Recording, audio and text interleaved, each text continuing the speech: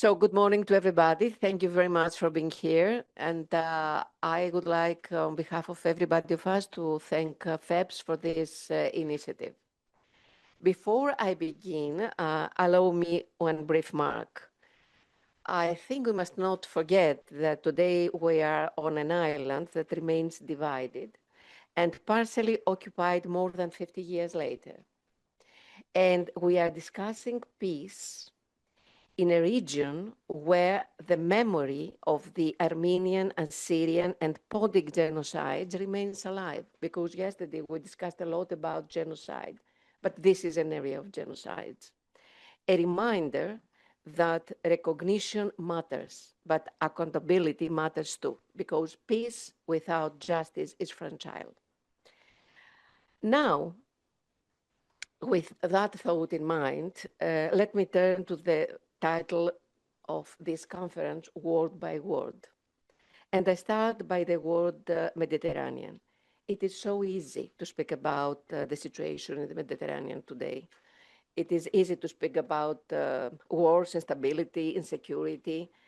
It is also very easy to assign blame, to criticize the European Union, the major powers, national governments, etc. But in these few minutes I have today, I would like to do something quite different. I would like to speak about the need of a vision in the area. And this means that maybe it takes many years, but we need a vision. The Mediterranean, and start from this word, the Mediterranean, is the meeting point of Europe, Asia, and Africa. It is one of the cradles of the human civilization. But today, especially in Eastern Mediterranean, it's very difficult to find a place untouched by pain and war. The second word is peace. As Europeans, for us who come from the European Union, we know that peace is not a given. The European Union was born from the ruins of the war. Peace became a project. Please take into account this word. Peace became a project. But Europe did not achieve peace first and cooperation later. Europe achieved peace through cooperation, and this is the third world. The European coal and steel community brought together strategic resources that had fueled wars for generations. Former rivals chose cooperation because they understood that shared interests create a shared future. And here comes the fourth word strategy. Europe's success was not accidental, it was strategic. So perhaps the question for our generation is simple. What could be the Mediterranean's equivalent of coal and steel community? Could it be energy? Could it be water resources or something else? I think this is a question that we have to keep in mind. And finally, the word progressive. For many years, I believed that foreign policy could be mainly a matter of values. This was when I was very young. Experience taught me that this is a matter of interests. Perhaps a progressive foreign policy is the effort to bring values and interests together. A progressive strategy for the Mediterranean must be based on international law, human rights, equality, dignity, but, and this is something we have to discuss, it is there is almost a need to create interests, common interests, and shared benefits for all. And because when we speak about all, we mean all, with no exclusion, because peace cannot be built on exclusion. Just remember of the period of the European wars, there was always the bad guy. But when the bad guy was excluded, then a new war came. So we need to include everybody. The lesson Europe offers is simple. When nations build common interests, they build common futures. The Mediterranean was a cradle of civilization. Perhaps it can become once again a laboratory of cooperation. So I think that it was so clever, the title, Progressive Strategy for Peace and Cooperation in the Mediterranean, and it gives floor to everybody to open his or her mind. So on this point, I'm asking the Laszlo Andor, Secretary General of FEPS, and I would like to excuse me because I didn't introduce myself. I'm Anna Diamantopoulou, I'm a member of PEPS. I was European Commissioner for Employment and Social Affairs. I'm in PASOK in Greece. So now we start with Laszlo Andor, the Secretary General of FEPS, and I would like to congratulate him again for all this, for this interesting event. Thank you.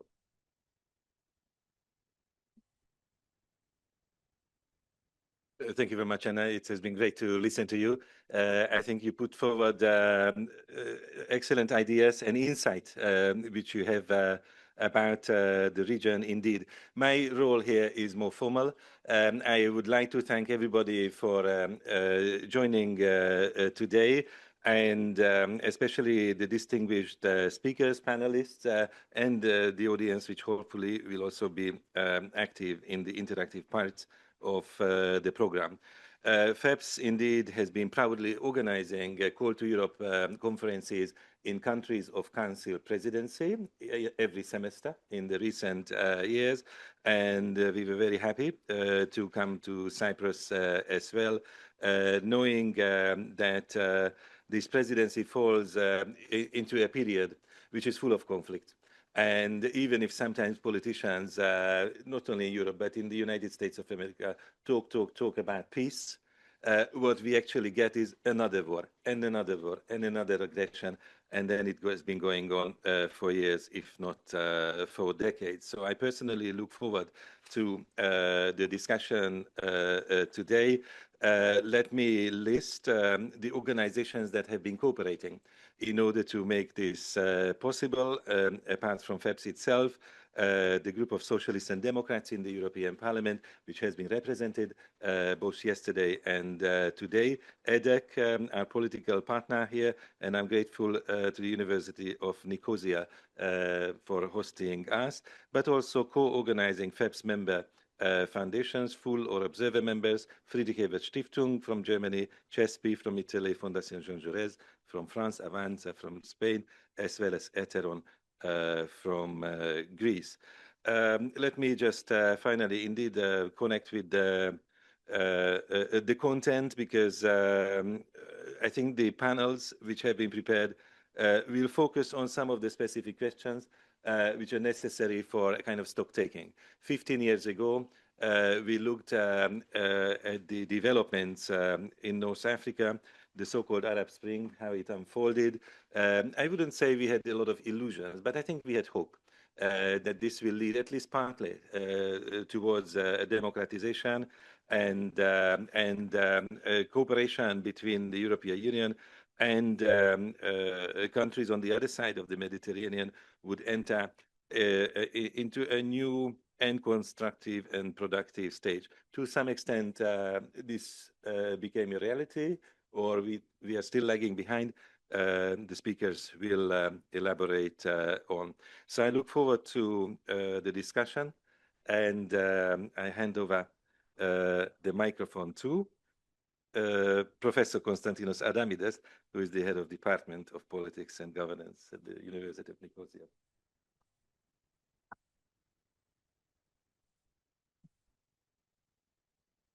Good morning, everyone. I am Constantinos. I'm the head of the Department of Politics and Governance here at the university. Welcome. It's really to have such a fantastic group of distinguished guests, and we're really honored. And the diversity of expertise is amazing, and I really think it's going to be extremely interesting. I want to echo your points on the title, because I think it's extremely important and very correct. And I think it's very timely, this idea for the Eastern Mediterranean, and not because there was ever a time that we shouldn't have peace, obviously, we should always aim for peace, but we do live in a time of very profound geopolitical, economic, and security transformations. We shouldn't be kidding ourselves that this is not happening. There's growing fragmentation, there's regional tensions, and this cannot be ignored. But the Mediterranean has always been more than geography. It's been a place where shared culture, shared dialogue, shared human connections. It's also a region, however, that over the past few decades, has become a region of sub-regional security complex with forces coming from different security complexes from the Middle East, from Europe, from Africa, from the former Soviet, and this creates substantial tensions, but also opportunities. And I think this is where we should aim for, these challenges. How do we turn them into opportunities? And I think I'm going to close with just an idea, because I do believe that cooperation is the only way forward. It's the only path forward. And I believe there's at least 3 pillars that we should take into consideration. The first is that regional dialogue and multilateral cooperation. This must be a must for the region, precisely because we live in a period where the international law is in decline. There's less respect for international law. There is division. Trust is gone, more or less. Communication is problematic. Therefore, this level of regional cooperation becomes a must.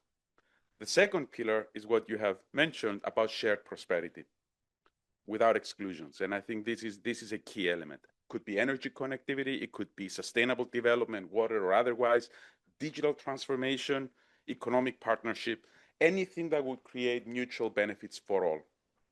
The third pillar is regional resilience.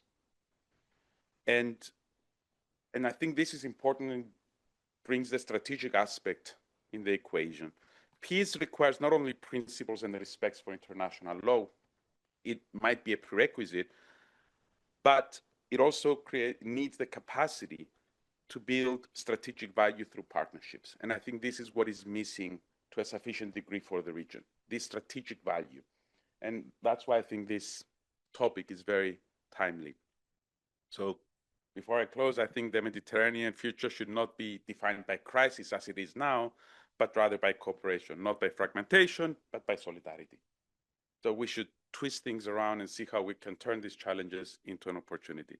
So thank you very much for being here. I really appreciate your presence, and I wish you a very productive meeting.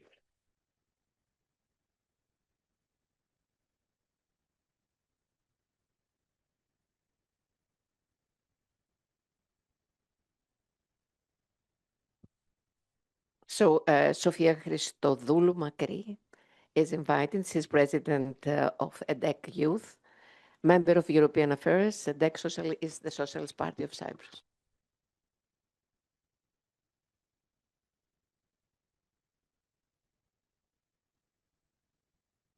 Dear friends, distinguished guests, colleagues, and partners, welcome to the event and welcome to our country.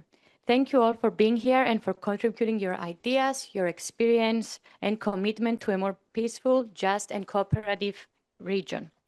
The Mediterranean stands at crossroads.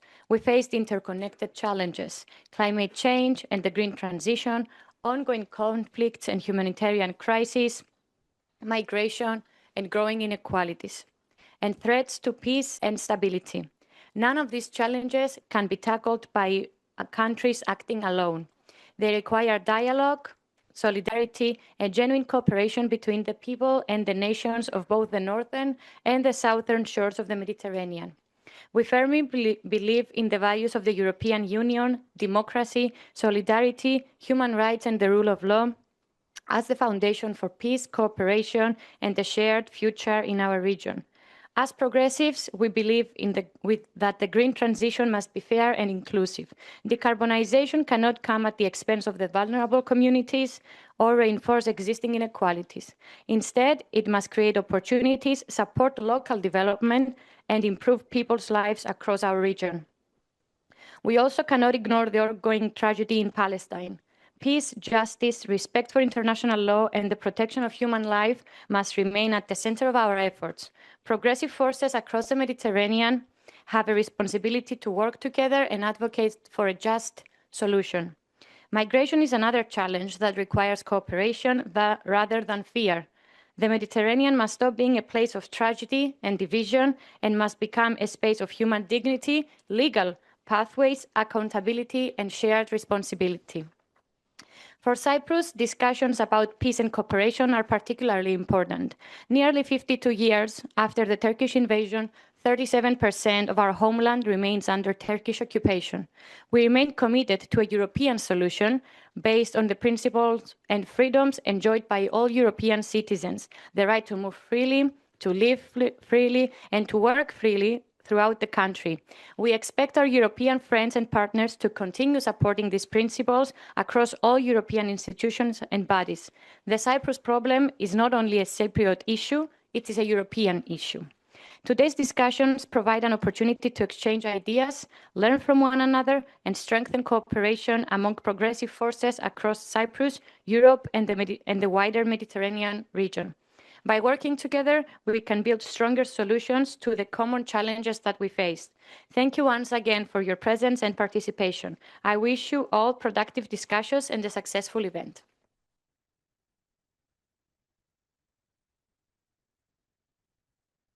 So I invite to the podium Marco Schneider, who is the project director of FES Regional Project on Peace and Security in MENA and Lebanon.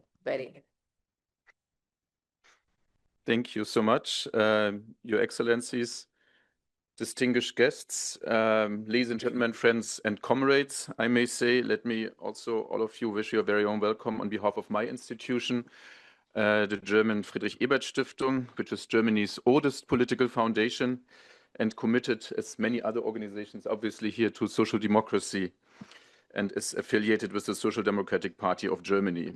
Also on our behalf, welcome to Cyprus and welcome to the University of Nicosia. Also on behalf of my colleague, Professor Hubert Faustmann, who is a distinguished professor at this institution here. We have an office in Cyprus that exists now for almost, I think, 1.5 decades, and we are very proud of it. Let me be very short. I think it has been said already by my fellow speakers. It's obviously very timely to speak about peace and cooperation in the Mediterranean at a time where there is not much cooperation and there's even less peace. I myself work in Lebanon, which is a country, as you all know, currently at war, being bombed every day. We have hundreds of thousands of displaced people in this country. And along with many foreigners, I'm out of this country right now. I had to leave 3 months ago, but obviously most of my local colleagues are still in the country. They are of Lebanese, of Syrian, of Palestinian origin and nationality, and obviously they cannot leave. So when I come to Cyprus, for me, at first, I find this place here obviously very much serene and at peace. It's a bit of the touristy picture. I think for the people that have been the first time to Cyprus, I can only encourage you to go maybe beyond Nicosia. Obviously, it's a very beautiful island. But one tends to forget that geographically, Cyprus could also be part of the Middle East, actually. So I think there are some people that say, geographically, it's obviously a European island. That's why we're all here, because it's a member of the European Union. But it's also geographically part of the Middle East. And as has been said, it's an island that is partly occupied in the north, and there's the unresolved question of the reunification of the island that the European Union has failed to resolve, that the United Nations has failed to resolve. So we can say this is an island that also has very much Middle Eastern problems. And coming from Lebanon to here, coming thus to Europe, basically from the Middle East to Europe, it's also a very painful experience, because it reminds me, ladies and gentlemen, and let me be very frank, we are amongst ourselves also, that unfortunately, let me be very frank about how irrelevant we have become as Europeans. So we have the region that explodes, we have this regional conflagration happening, and we are sitting in Europe and we are doing basically nothing. So we're issuing statements, of course, but there is not much follow-up. And even though there are obviously significant differences amongst our countries, I come from Germany, so I must know. But then obviously this leads to the EU as a whole being blocked from acting collectively, and thus nothing happens. Ladies and gentlemen, before I finish, let me insist on the situation in Lebanon. because I believe what we see over there is quite dramatic, and it's not a normal war, if anything like a normal war exists. I think what we see is a small country being raped before the eyes of the world. We see the annihilation of whole towns and villages by a foreign army. We have 300 to 500,000 people that are being ethnically cleansed from their homes in the south of Lebanon. We have the collective punishment of the entire Shia Muslim community, that is over 1.5 million people, whose towns and cities, including the whole south of Beirut, are being bombed into oblivion. They are being told to leave every day. We have other villages that are being told to leave. And once they leave, they are bombed wherever they go. We see war crimes happening every day. We have videos of first responders that come to scenes of terror and they are being bombed again. We see children, we see journalists being murdered, being killed. All of this is on tape. You can see that on Twitter, on YouTube, on Instagram. You just have to look. And I have oftentimes have the impression that in Europe, we concentrate very much on what is happening in the Gulf. We concentrate very much on our gas prices, and we don't see what is happening just right next door. And maybe, ladies and gentlemen, also let's not tell ourselves that we cannot do anything. I think we could do something. We have the power as Europe. We have the economic might. We are still, I think, the strongest economic power basically in the world. And I think if we don't do anything, that means also that we deliberately choose to do nothing. And I mean, obviously, my country is the very first in line of doing nothing. And I think this is not only morally wrong, it's also very bad and frankly, utterly stupid realpolitik, because eventually the consequences of all this will also befall our continent. So all of this that is happening in the region will obviously also eventually come to Europe. I therefore urge you as fellow Social Democrats, Socialists and Progressives, as we are known, to overcome Europe's complacency, inaction and irrelevance. And I very much hope that this conference, the Call to Europe, can contribute to a better stance that Europe is going to take in the future.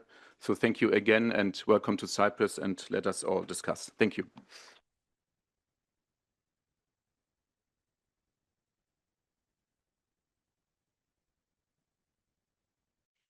Now I invite to the panel Mrs. Federica Mogherini. Federica Mogherini is a very important woman and a very important progressive politician in Europe. She was Vice President, European Commission, and former High Representative for Foreign Affairs and Security Policy. She was the first woman who was a High Representative at the European level, and former Minister of Foreign Affairs in Italy. Just a comment, not for the Europeans, but for the non-Europeans here. We are talking about the European Union, but we, the member states in Europe, we have decided that we do not allow the European Union to have an independent external European policy. So it is us, the member states, who do not allow Europe to act. And I'm telling that because we usually accuse European Union generally.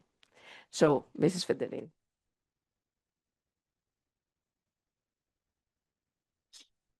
Thank you. I'm humbled by the presentation. I'm grateful for the invitation. I would like to thank FEPS, the University of Nicosia, the Cyprus authorities, and you will allow me to be frank. My role is setting the scene. So the next speaker has the responsibility to deliver solutions.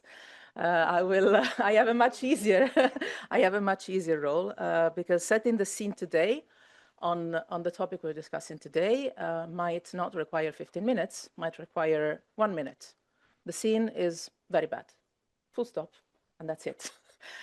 I'm not going to do that, but I think it is honestly needed to be open about how bad the scene is today.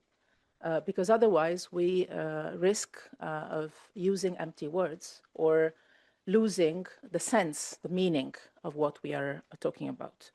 Why do I say that the scene looks really bad? And I would say even probably worse than ever in the recent decades.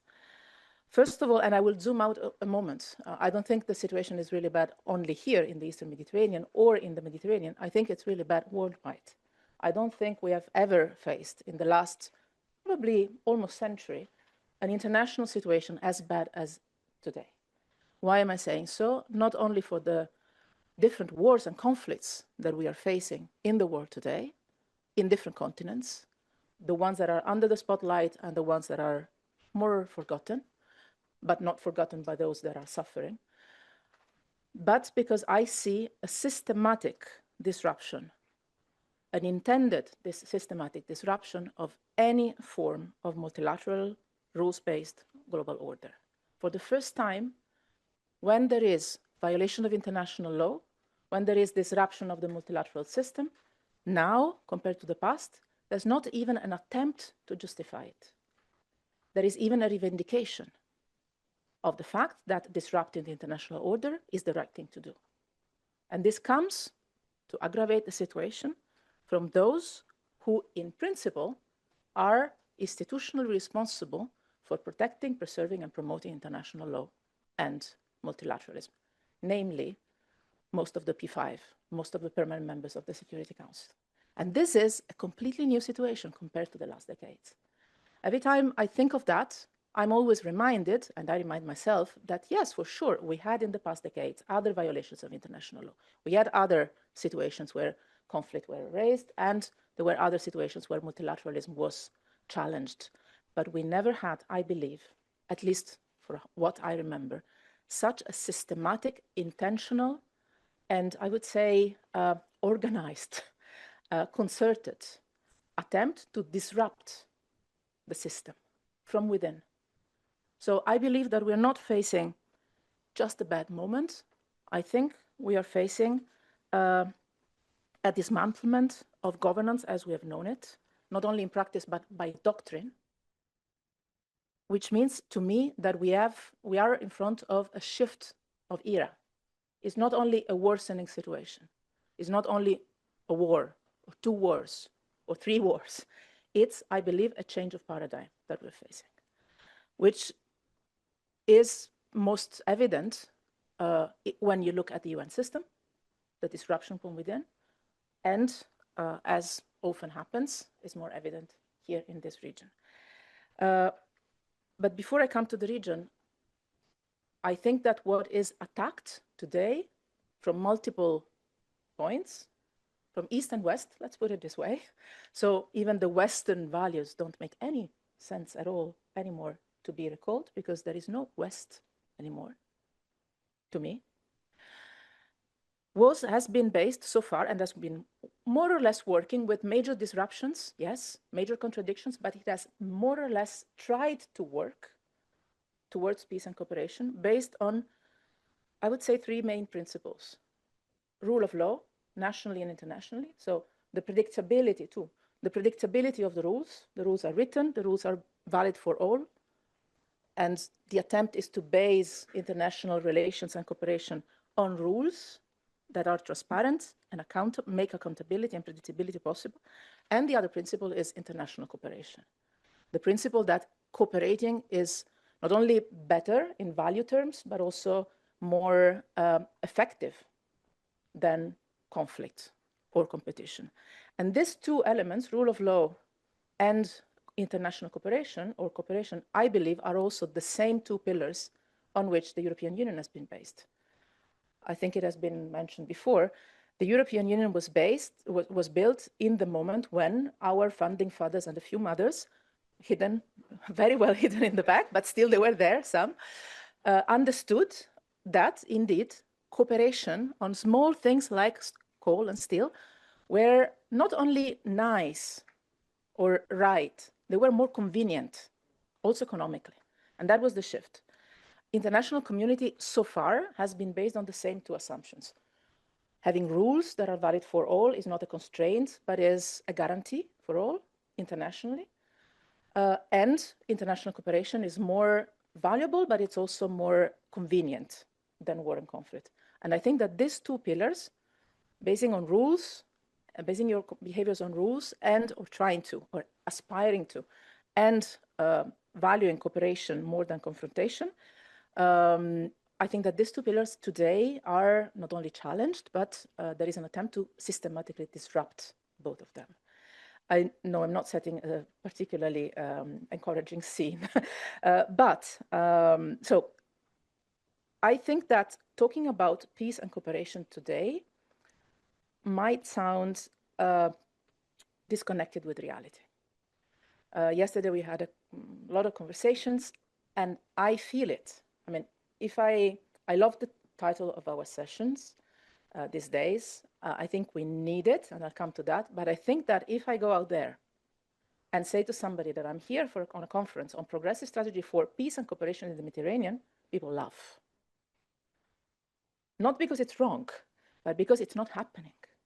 It's not happening. It's not the reality we're facing out there. So are we using an hypocrisy? Are we repeating words that are empty shells? Is there a meaning in what we're doing or not? And then we all go to the beach and the swimming pools and we enjoy life.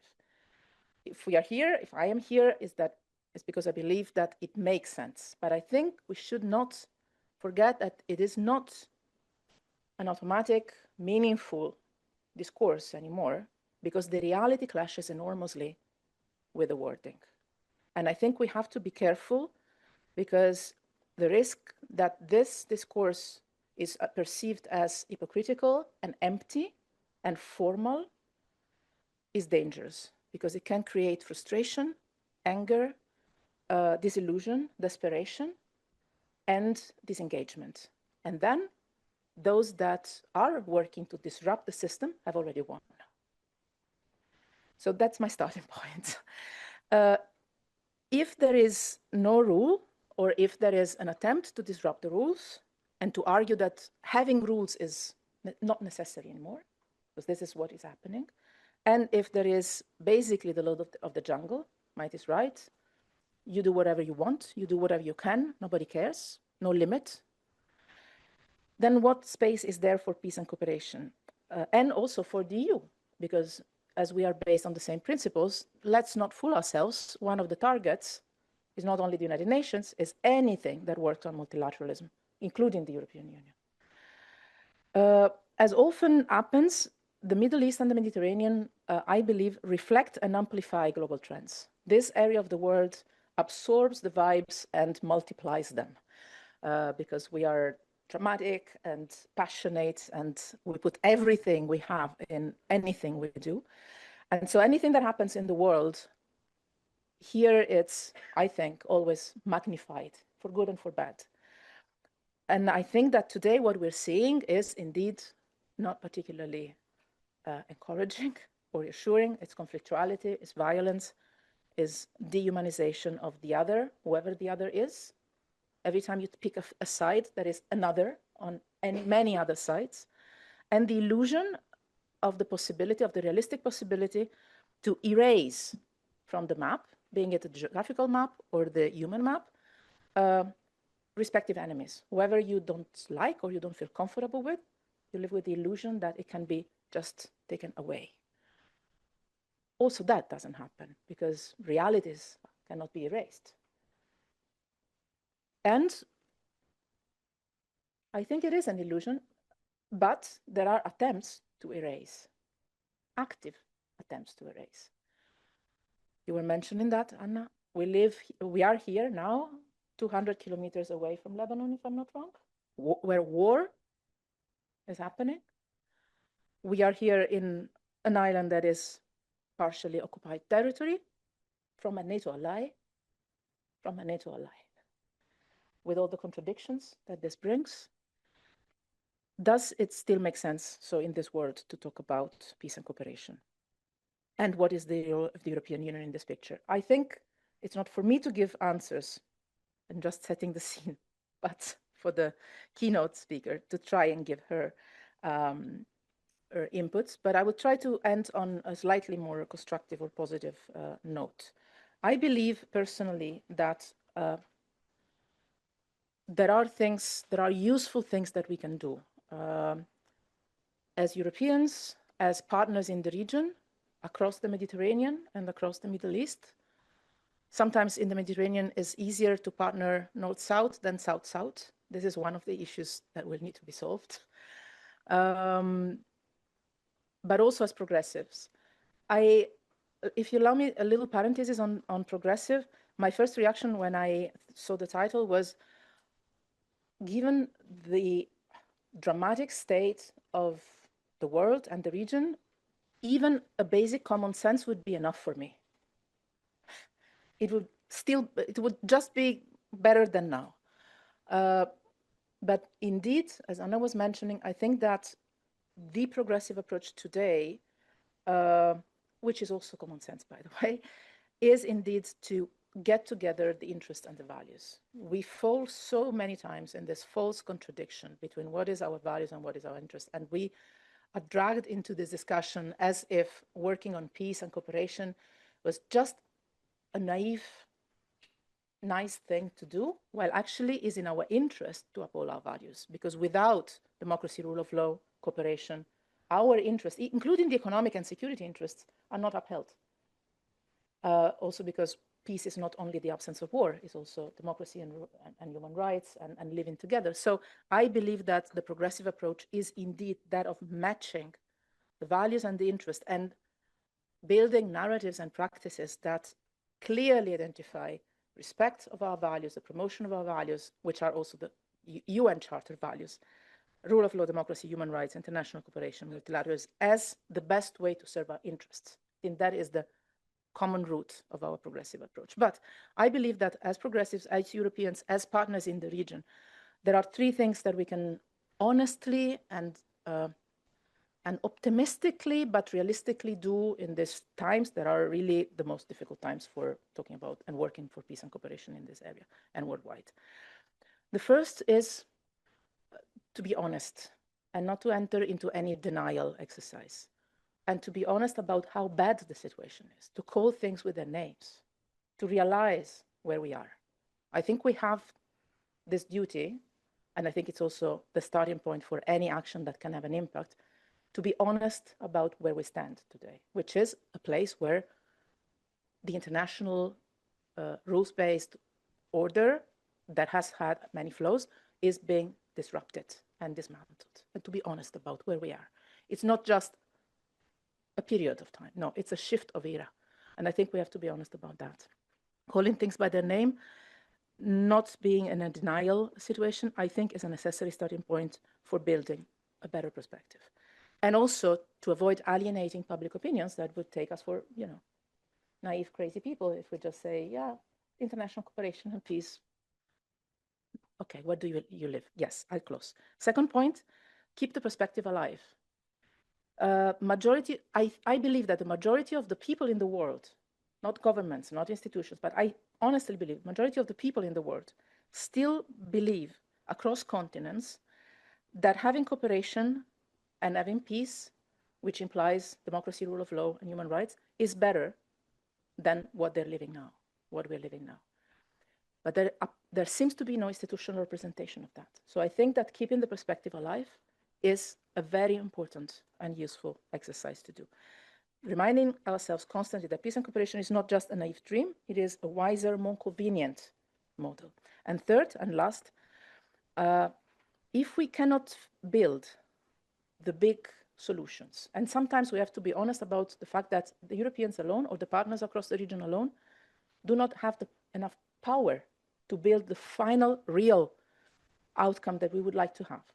Is it the two-state solution in the Middle East? Is it freedom of navigation? Is it respect of international law? It might be that you have times where you analyze realistically that you don't have enough power yourself to do it by yourself. But this doesn't mean that you're helpful and hopeless on anything else.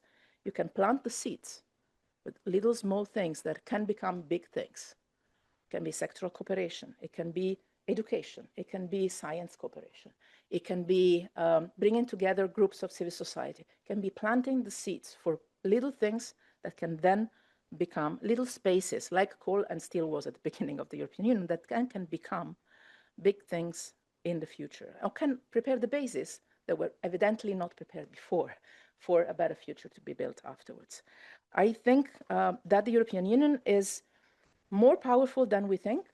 And if I can conclude with a call to Europe, is to never underestimate the power we have, together with the partners across the region we have.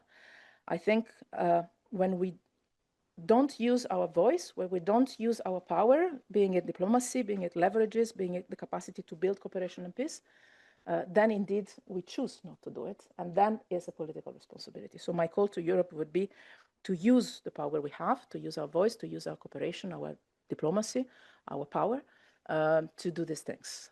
Keep the vision alive, plant the seeds for a better future, and be honest on where we are. Thank you.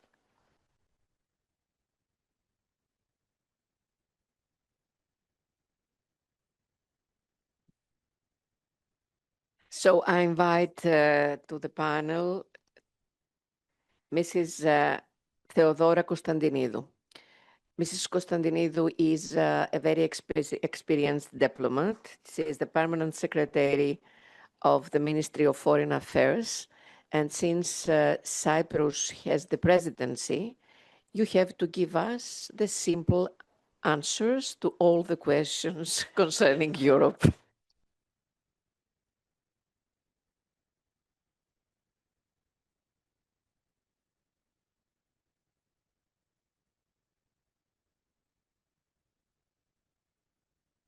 Thank you very much.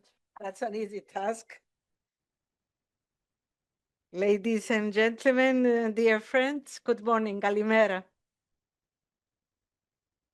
It's a real pleasure to be today amongst you for a discussion that puts forward a very timely question, I have to say, how Europe can shape a progressive strategy for peace and cooperation in the Mediterranean. I don't know if I will satisfy your expectations concerning finding solutions, but I will try to give an input and food for thought for your very interesting, I'm sure, discussions to follow. I have to say that for Cyprus, this is not an abstract debate, and especially not as it holds the current rotating presidency of the Council of the European Union. Cyprus is part of the Mediterranean neighborhood. It is a space where our geography, our history, and our European responsibility meet with the wider Eastern Mediterranean and the Middle East. It is why we place this region among the priorities of the Cypriot presidency. Because our geography places a particular responsibility on Cyprus to help ensure that the Mediterranean is not defined by crisis and volatility, but by cooperation, resilience, and shared opportunity. Words that we heard from the previous speakers also. The Mediterranean is often identified with turbulent waters, war and conflicts, instability. And very often it escapes our minds that Mare Nostrum is also the beacon of its history, the sea of enormous potential. It is about tilting the balance away from crisis, volatility, and conflict to common responsibility and shared future. And I agree with Federica, this is purely a political choice. For Cyprus, the answer is clear. The Mediterranean must be a space of cooperation, a space of connectivity, a space where Europe acts with strategic clarity, but also with vision and commitment, but a vision that leads to delivery. And this is very important. An indicative example of how all these elements were put together to give to the vision a tangible outcome is the Pact for the Mediterranean, and that's a seat. The European Commission's flagship Pact for the Mediterranean, which was recently launched, is one of the most important opportunities in recent years to firmly bolster the relationship between the European Union and its southern neighborhood. It comes at a decisive moment. 30 years after the Barcelona process, we are reminded that stability in the Mediterranean cannot be imported, imposed, or outsourced. It must be co-created, and I underline this, co-created. We must also be honest. Political declarations alone are no longer enough. Our citizens will judge us not by the ambition of our language, but the credibility of our delivery, as very well was put by Marcus. This is also the logic underpinning the priorities of our presidency. A more autonomous union must also be a union capable of delivering on security and preparedness, competitiveness, social cohesion, partnerships, and a long-term budget that supports Europe's ambitions. This is where the Pact for the Mediterranean has a potential to make a difference. It is envisioned as an operational framework that links political commitment with concrete action. It aims to bring together under one frame and one financial tool, investment, connectivity, education, energy, climate resilience, civil protection, migration management, security cooperation, and people-to-people contacts. It reflects a simple principle: shared challenges required shared ownership. Public and private sector, governments, and civil society. The Pact should help us think about connectivity differently and also produce early, visible, and tangible results. Connectivity today is not simply about infrastructure. It's about resilience. Ports, grids, data cables, civil protection capacities, rail connections, maritime routes are part of the same strategic equation to ensure our countries can absorb shocks, diversify dependencies, and remain connected in times of crisis. This is also why initiatives such as IMEC matter, and why Cyprus sees the new Pact for the Mediterranean as a part and parcel of the India, Middle East, Europe corridor. As part of a wider effort to create multimodal, resilient, and mutually beneficial connectivity between Europe, the Middle East, and the Asia Pacific. We are honored and proud that the one element of the strategy set by the Pact becomes a practice here in Cyprus, the Cyprus Regional Aerial Firefighting Station, CRAFS. Climate change is making the Mediterranean hotter, drier, and more vulnerable. Wildfires are systemic risk to our societies, our economies, and our critical infrastructure. CRAFS is not a national initiative. It is a Mediterranean asset ensuring preparedness, rapid response, interoperability, and solidarity across the southern neighborhood. Ladies and gentlemen, when the Middle East is unstable, the impact is felt worldwide and especially directly in the European Union. And I'm very glad I heard this in the previous interventions as well. I think I'm destroying your computer. I'm pushing buttons. I don't know what happened. Sorry. What happens in the Red Sea or the Strait of Hormuz affects global trade and European competitiveness. What happens in Gaza, Lebanon, Syria affects the wider region. Border management, migration policy, and regional security, energy markets, shipping costs, and food security, healthcare. All of these sectors are being influenced by every crisis in our region. These crises do not remain confined to diplomatic communique or military maps. They travel through supply chains. They affect households, farmers, ports, industries, and consumers. This is the geography of Europe's security today. The interconnectivity, be it security, stability, or prosperity. This is why resilience must become a central Mediterranean priority. The lesson learned, especially after recent tensions, is that Europe should not turn away from the region.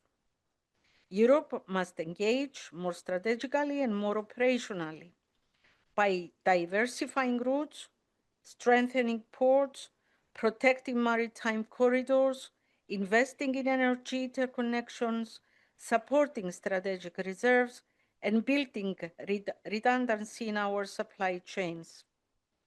This is what we consider the little seeds that they can create the bigger solutions, Federica. No critical maritime artery should become an instrument of manipulation. Whether we speak of the Strait of Hormuz, the Red Sea, or the Eastern Mediterranean, freedom of navigation and respect for international law are not technical issues. They are foundations of regional stability and global economic security. In view of these challenges, the question is, what Europe must do then? Our reply is that the situation requires a more integrated European response underpinned by 4 priorities. First, we need to keep diplomacy at the center. De-escalation is not a sign of weakness. It is a strategy necessity. Dialogue and communication channels are essential, particularly when the regional environment is fragile and the risk of miscalculation is very high. Second, we need to defend international law consistently. And that was mentioned also before. We are living in times where things that they are considered as granted and very well protected, they are put under question. The UN Charter, sovereignty, territorial integrity, international humanitarian law, and the law of the sea, including UNCLOS, are not optional references. They are the foundation of stability. Consistency matters, whether we speak about Ukraine, about Gaza, Syria, Lebanon, maritime security, or the Eastern Mediterranean.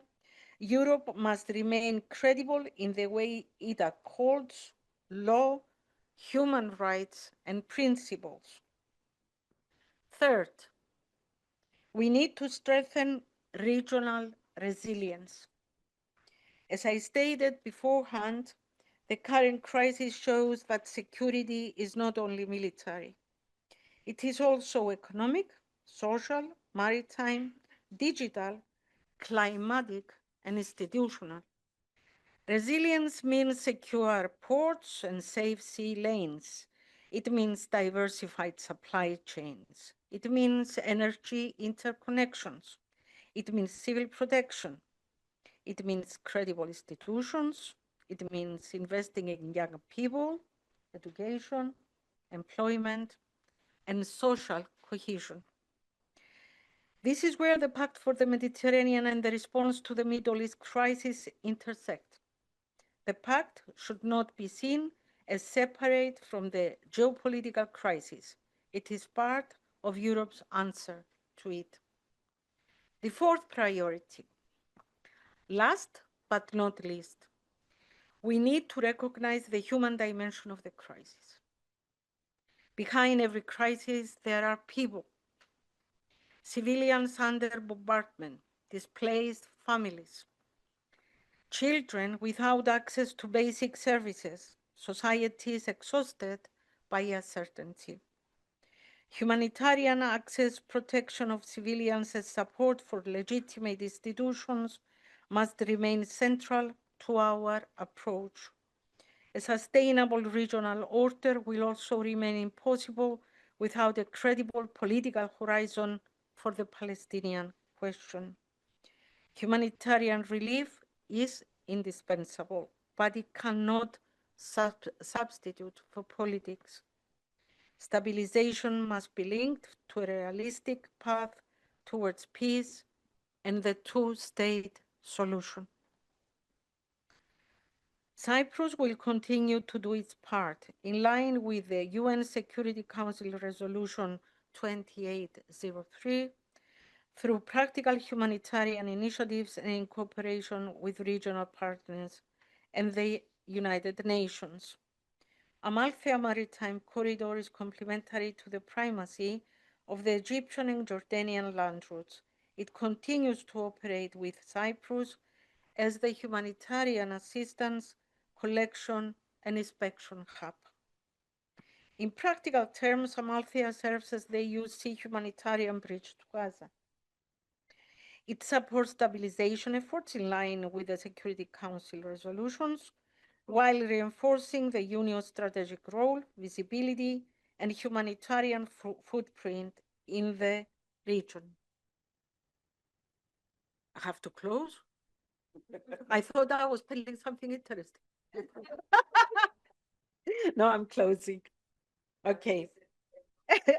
In summing up, I have to say that our strategy and what we should follow concerning the situation in the Mediterranean is to anchor to international law.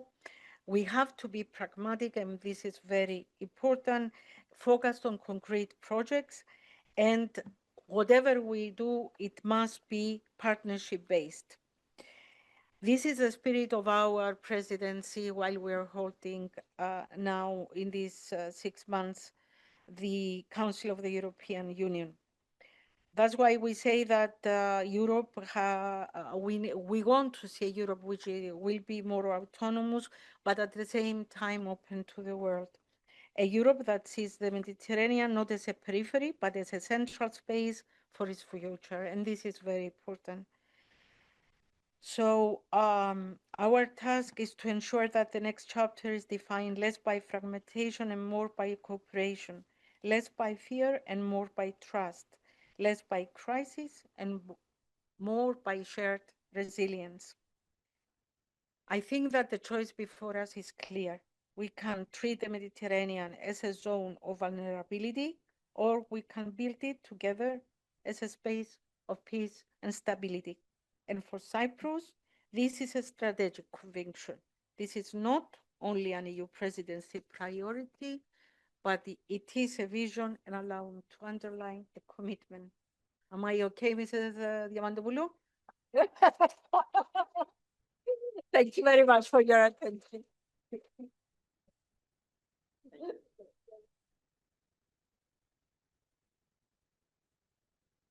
So we came to the end of this session. 2 points. Here we are think tanks, and we are progressive think tanks and universities. So I think there are 2 main issues which are important for us. The first one is that the think tanks are the ones who can really give the real picture of the situation. They can give elements for what is going in Palestine, in Lebanon, in Syria, even in Turkey. Many of our comrades are in prison now, and many journalists are in prison. The second important issue is that think tanks have to be creative, so to give ideas, concrete ideas of small things that can be real. So thank you so much. Thank you all our speakers. And now I invite for the next session, please.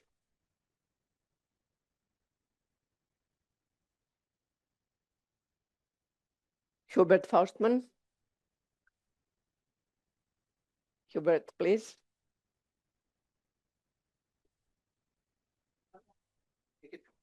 Okay. So Hubert Faustmann is the director of the Friedrich Ebert Stiftung Cyprus office, and he will moderate the session on democratic resilience in North Africa. So please, the speakers will join. Let's proceed. Good morning, everybody, Your Excellencies, ladies and gentlemen. A warm welcome from myself. You heard I'm a professor at this university. I'm also the head of the Friedrich Ebert Foundation office here in Cyprus. So I'm a double host. This is a double home for German living in Cyprus for 30 years. I'm chairing a panel entitled Democratic Resilience in North Africa. Those of you who threw in an antidepressant in the morning were well advised if you followed the procedure so far. And unfortunately, this panel probably will follow that trajectory. What we're going to talk about are 4 countries of North Africa: Morocco, Tunisia, Algeria, and Egypt. And I Googled in the morning a bit the state of democracy in those 4, and I give you 4 characterizations that probably set the stage. So our distinguished speakers and experts will elaborate on this. So Morocco is in a condition of managed political pluralism with recent repressive intensification. This is the good case. There were Gen Z conflicts, protests, not conflicts, but protests in 2025. Tunisia, the hope story of the Arab Spring, is now in active democratic backsliding with the seizure of emergency powers by the president. Algeria, not a success story in the Arab Spring anyway, is in a period of authoritarian consolidation after a failed democratic opening. Not a good line to have. And then we come to the darkest story, that's Egypt, which is a deeply entrenched authoritarian system. So we talk about those 4 countries, and we talk about the state of democracy, if that's the right way of putting it, as well as the challenges and opportunities faced by those who still fight for democracy, civil society activists, human rights activists. This is very much the focus of this panel. So optimism within pessimism. So in the first round, maybe to talk about the structure, is that I have 4 distinguished experts. I'll explain and introduce them to you in a second. We will have 2 rounds of questions. The first one will focus on the state of democracy and the challenges faced. The second round then focuses basically on the EU approach to those 4 countries. To what extent, to follow up what you said, the European Union is sowing seeds of democracy. And we might be cautious there because the focus of the European Union has been on energy, investment, security, border control management. The word democracy does usually not occur. It's good governance is as good as it gets when we talk about political demands towards those regimes. So in the second round, we look at EU policy, including the new pact for the Mediterranean, and what impact it will have on the democratization efforts. And then I will open up the floor to your questions and comments. Before I do that, please let me introduce our 4 distinguished speakers. I start to my right with Hela Ben Youssef. You just forgive me for mispronunciation of any Arab names. A Tunisian politician and activist serving as the vice president of the Social Democratic Party, Ettakatol, and vice president of the Socialist International Women for the North-South Mediterranean region. She has long been active in civil society, women's rights, diaspora engagement, and social justice advocacy. Then we have, to my left, Amina Zaknouf. Is that too bad? Good enough, does it? Okay, for not bad for German. Let's put it that. So I'm midfield. You're German, so you can say Zaknouf. Zaknouf, I can. Zaknouf, there we go. Learning curve. She's an expert for development policy and African youth, working on youth inclusion, public policy, and development initiatives across Africa and the Mediterranean region. Her work focuses on youth empowerment, governance, and sustainable development, with particular attention to African and Euro-Mediterranean cooperation. Then we have our online speaker to my back. Now I probably murder it. Amel Boubaker. Okay. Political sociologist and professor at Aix-Marseille University, affiliated with LAST, as well as a scholar with the Arab Reform Initiative. Her research focuses on the political economy of the Maghreb, Euro-Mediterranean relations, governance, and Islam in Europe. She previously held positions at institutions including the Middle East Institute, Brookings Doha Center, SWP Berlin, and the Carnegie Middle East Center, and has taught at several international universities. So last but not least, to my left, Rim Filali Meknasi, head of the Euro-Mediterranean Policies Department at the European Institute of the Mediterranean, specializing in Euro-Mediterranean cooperation, regional policy, dialogue, and multilateral initiatives linking Europe, North Africa, and the Middle East. Her work focuses on regional governance, diplomacy, and Mediterranean policy frameworks. So now we go into the first round, which is a Basically a question from my side to all panelists, and then 5 to 7 minutes answers. I think these are instructions, then second round. And then we open up. So my question, we start with Hella, if that is fine with you, is how do you assess the current political trajectory across North Africa, both in countries deeply involved in the Arab Spring, such as Egypt and Tunisia, as well as in those that resisted the wave like Morocco and Algeria? I suspect you will focus more on your country rather than those four, and that applies probably to all four speakers. What role do youth and women's movements play in advancing democratic participation and political change? Hella, the floor is yours. Thank you for all. Thank you, gentlemen. Okay, it's okay. And thank you for FEPS to invite Ettakatol Party, Social Democrat Tunisian Party, and thank you for our presence, ladies and gentlemen, comrades, and I don't see many youth people in the university. I hope to see more youth today, because it's for this generation to stay here, to build together another future, and the resilience to start with youth people. And I apologize for my English, but I was read my intervention. And allow me first to say how meaningful it is to hold this discussion within a university setting. And university are place where ideas are challenged, knowledge is transmitted, and the future is imagined. They remain one of the most important bridge between generation, between experience and innovation, between today's reality and tomorrow possibility. I must admit that I'm a little surprised and perhaps somewhat disappointed not to see more students present today.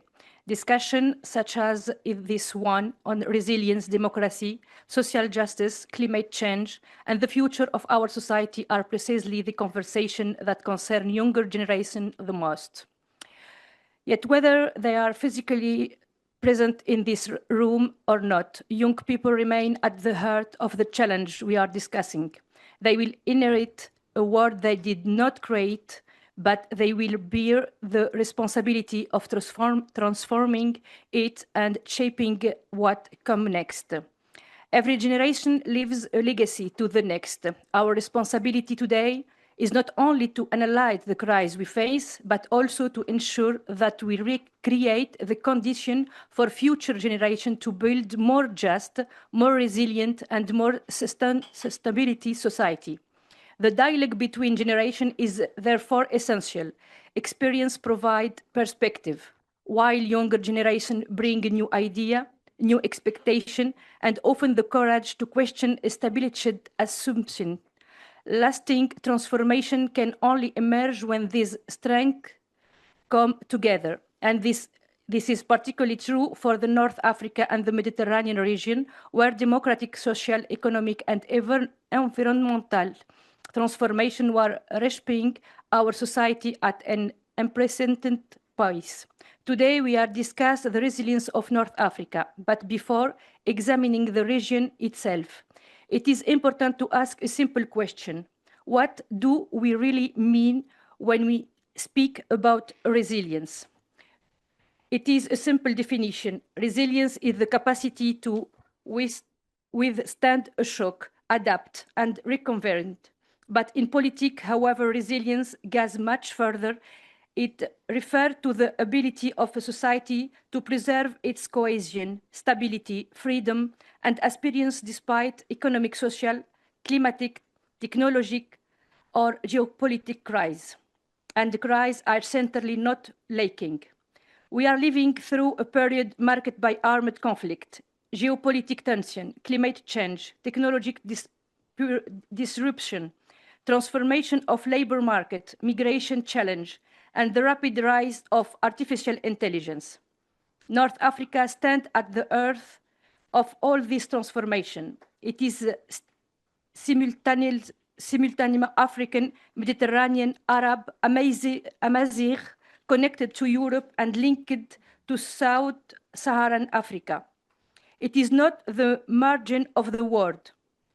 It is the crossroad of the world, and resilience is directly connected to the resilience of both Europe and Africa, because the Mediterranean is not a border. It is a charted space of destiny, and it is from this perspective that I would like to address the two questions before us. The democratic trajectory of North Africa since 211. 15 years after the uprising of 211, we must look at North Africa with lucidity and honesty. Yes, we have witnessed progress. Yes, we have experienced setback. Yes, we have seen democratic blockage and in some cases a return to more authoritarian form of governance. But I would be a mistake to conclude that democratic aspirations have disappeared, because democracy cannot be measured solely through institutions. It must also be measured through the profound transformation taking place within society itself. And since 211, a silent revolution has occurred. A new political generation has emerged, Generation Z. This generation approached freedom, social justice, gender equality, transparency, and civic participation very differently from previous generations. Expectations have changed, social norms have changed, but the relationship between citizen and power has changed too. Young people no longer want to vote once every few years and then remain passive observers. They want to participate, they want accountability, they want transparency, they want to be involved in shaping the decisions that affect their future. This is why the democratic question cannot longer be reduced to election alone. It required a profound reform of institution, administration, legislation, governance system, and the relationship between state and citizen. The Tunisian experience is an important lesson. Before 211, many international observers considered Tunisia to be a stable country. Macroeconomic indicators appeared satisfactory, and yet a revolution erupted. Why? Because stability cannot be reduced to the absence of conflict. True and sustainable stability is built open. Social justice, dignity, equal opportunity, citizens' trust, and democratic participation. Civil society has played a fundamental role in the revolution and in the evolution to the Tunisian governance. Since 211, associations, trade unions, women organizations, NGOs, journalists, and human rights defenders have often acted as guardians of democratic space. But no country can build democratic resilience if its civil society is weakened or if its political party lack the means necessary to fulfill their role. And we must also speak about economic, because no democracy can thrive sustainability when young people cannot find a job, when talent leaves the country, or when inequality continues to deepen. Democratic resilience is inseparable from social justice. That is why the key question today is not whether democratic aspirations still exist, they clearly do. The real question is whether our institution will evolve quickly enough to respond to society that have already changed. And this naturally brings us to the role of Europe and the second question. Thank you very much, Hella, for putting your hopes on the Generation Z, but also lamenting the absence of the Generation Z in this room. Since I'm a professor, I have to take a line of defense. Our students, particularly those of our department, have exams right now.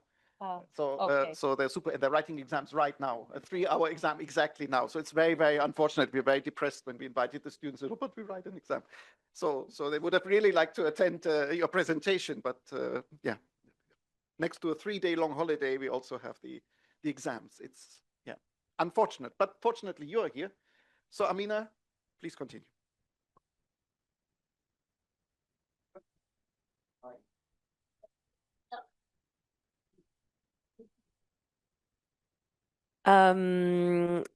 Thank you all very much for all of your insights, for everything we've learned from you yesterday and today. This was a really fascinating conversation all throughout, so I'm grateful and happy to be here. I'm speaking from a perspective of civil society. I'm Moroccan. For 5 years, I ran an NGO that supported young Africans in better understanding policy, how it works, who builds it, for what reason, under what stigmas are they going to be living, who runs their cities and why. The stuff that makes life is what I've been interested in sharing with young Africans in that generation Z particularly. It is the first time for me that I'm speaking on a personal ground rather than represented at an organization that I left a few months ago. So you get just me this time. And so I think my personal issue here was how we actually deploy an imaginary that Morocco is a very stable, politically pluralist country. And I do have to push back on that a bit, mostly because the question that you asked assumed that Morocco and Algeria resisted the Arab Spring. They didn't resist it, they absorbed it. Those are two different things. Morocco has a very specific playbook that it started implementing in the 1960s and that it perfected every time a social movement has occurred. And now that playbook works like magic. Every time a social movement erupts in Morocco, the same thing happens. A movement gets traction, gets identified, gets contained, gets offered a symbolic concession of some sort, and then is waited out. My parents could tell you the same story. I'm telling the same story from the 2011 protest where I was 14. My cousins will tell you the story in 2025. I'm pretty sure a lot of people will tell you the same thing in 2035. That is a full soundproof playground. In February 2011, a lot of us, or at least me, I was quite young and hopeful and story-eyed about the notion of democracy, accountability, and understanding what the left could do for a country like ours that believes in social justice, that wants freedom, security, and dignity for all. What happened is that in the few months of the protest, a constitutional commission happened. It created a new constitution with a referendum voted at 98.5%. Which are never, very encouraging numbers when you come to think about pluralism. And the state continued to maintain control over the judiciary. The royal family actually controls the judiciary, the security forces, the strategic appointments. All of those were untouched. By January 2012, the entire movement was gone, either imprisoned or just vanished and disappeared. That's the reality of how Morocco came to be this very stable, safe haven for companies, Carrefour of the halfway between the Mediterranean and the Africa and all of that. It came at that price. It came at the price of the Gen Z in 2025 as well. 8 women died in a hospital in Agadir, again, in the country that prides itself with its fantastic architecture. Every time you'll speak to a Moroccan and you come to Morocco, he'll say, "Did you see? Our highways are great. We have great highways." Sure. Agadir has one of the most dire public hospital systems. A lot of people called it the death toll. And 8 women in the same week died through a cesarean section that was failed, which are entirely preventable deaths. This is what struck the Gen Z 2025 movement. At the same time, Morocco was building this image of, we will be hosting every sports event that will ever exist on Earth from now on until the end of time. So we will be doing the men's cup and then the women's cup. And then sometimes if pets want to do something, perhaps we have a stadium for them in Morocco. Every sports event is now existing in the country.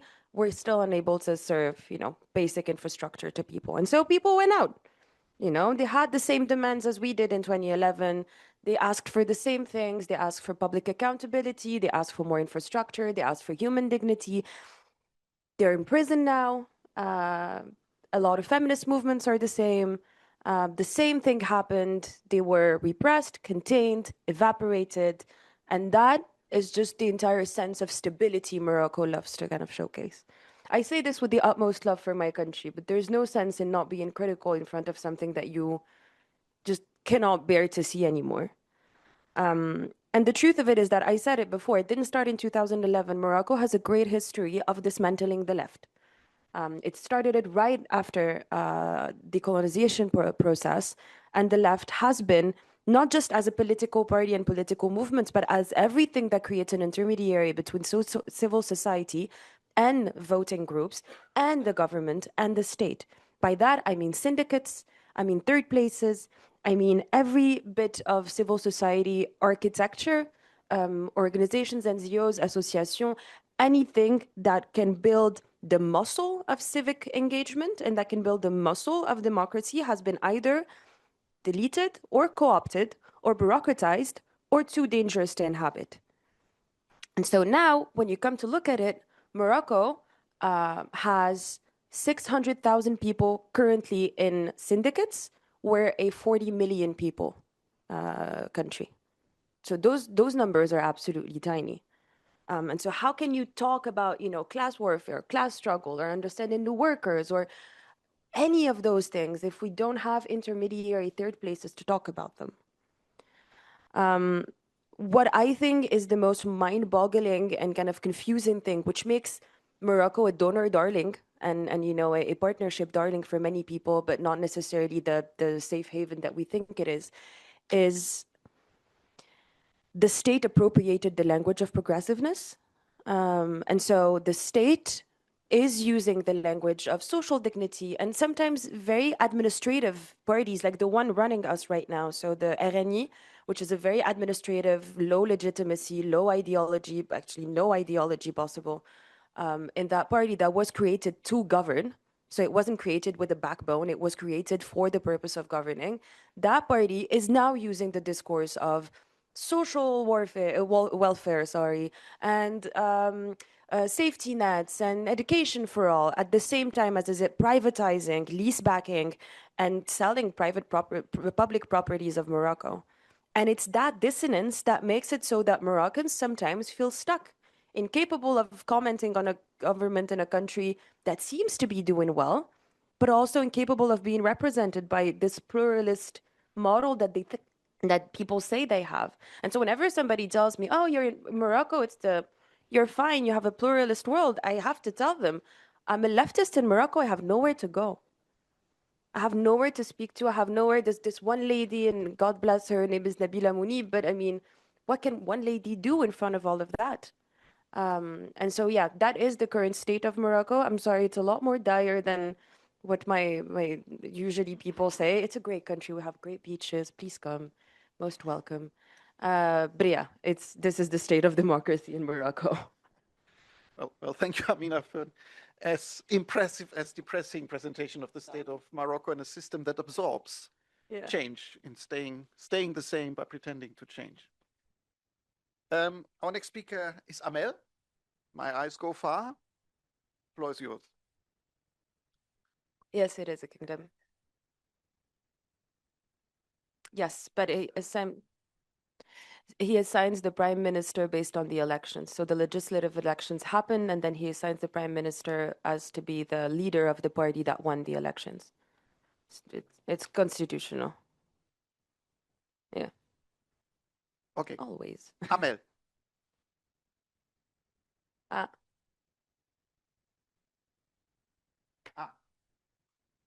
Amel, you're muted. Just give him a few seconds to fix the problem. If not, I think we proceed with you. So we have another couple of minutes to resolve the issue if it doesn't work. Okay. Then I suggest we continue with you, and in the meantime, hopefully, we'll manage to solve the technical issue. Sure. Thanks a lot, Hubert, and a shout out first to FEBS for putting up such a nice panel with exceptional fellow North African women, especially for putting North Africa on the agenda, because I think that we have a tendency, and I say we as a region, in the past decades of dealing with crisis, with all the fires that we have around, without looking at the that we get to talk about North Africa this morning, despite have the colleagues that have better knowledge on individual situations in the countries. And I have my fellow Moroccan compatriot here, Amina, that spoke quite well on the image of democracy in Morocco. I wanted to, go higher on a more regional vision on democratization in the region, since it's a bit more my expertise. also how the EU deals with this before getting to a second round of, recommendations and ideas of where to take it. And I will take the recommendation that we heard this morning in the keynote speech of being honest first, and then seeing where, we can build from there. We cannot ask the people of the South to continue believing in European value if international law become variable depending on the people concerned. Because the current crisis is also a crisis of credibility. When principles appear to be applied differently according to curriculum instance, it is not only international law that is weakened, it is trust itself. And resilience depend on trust. Europe must also move beyond an overly narrow vision of its relationship with North Africa. Too often, this relationship is approached mainly through the lens of security, of migration, and energy. There is legitimate concerns, but they cannot be the only concerns because the true wealth of the Mediterranean lies, it is a people. We speak extensively about investment, capital flow, infrastructure, and value chain, but no energy transition, digital transformation, or industrial strategy will be sustainable if it does not generate jobs, social mobility, and hope for younger generation. Economic attractiveness is not built solely through infrastructure and financing. It is also built through credible institutions, effective governance, and a renewed social contract. The question is therefore not simply, how do you finance the transition? The real question is, who will benefit from that transition? A green transition that fails to reduce inequality may ultimately generate more frustration than resilience. The Mediterranean must not become an energy frontier where Europe consumes while the South merely produces. It must become a shared space of prosperity, innovation, and co-development. Europe possesses capital, technology, expertise, and industrial capacity. North Africa possesses a young population, talent, significant renewable energy potential, and a unique strategic position. Our objective should be to build complementarity rather than dependency. The question is therefore not simply, how can North Africa become more resilient? The real question is, how can we build a shared Mediterranean resilience in which both shores progress together rather than managing their vulnerability separately? And I think to the conclusion, I speak with the real situation in Tunis, but I think it's after my colleagues. Yes, it's open, yes.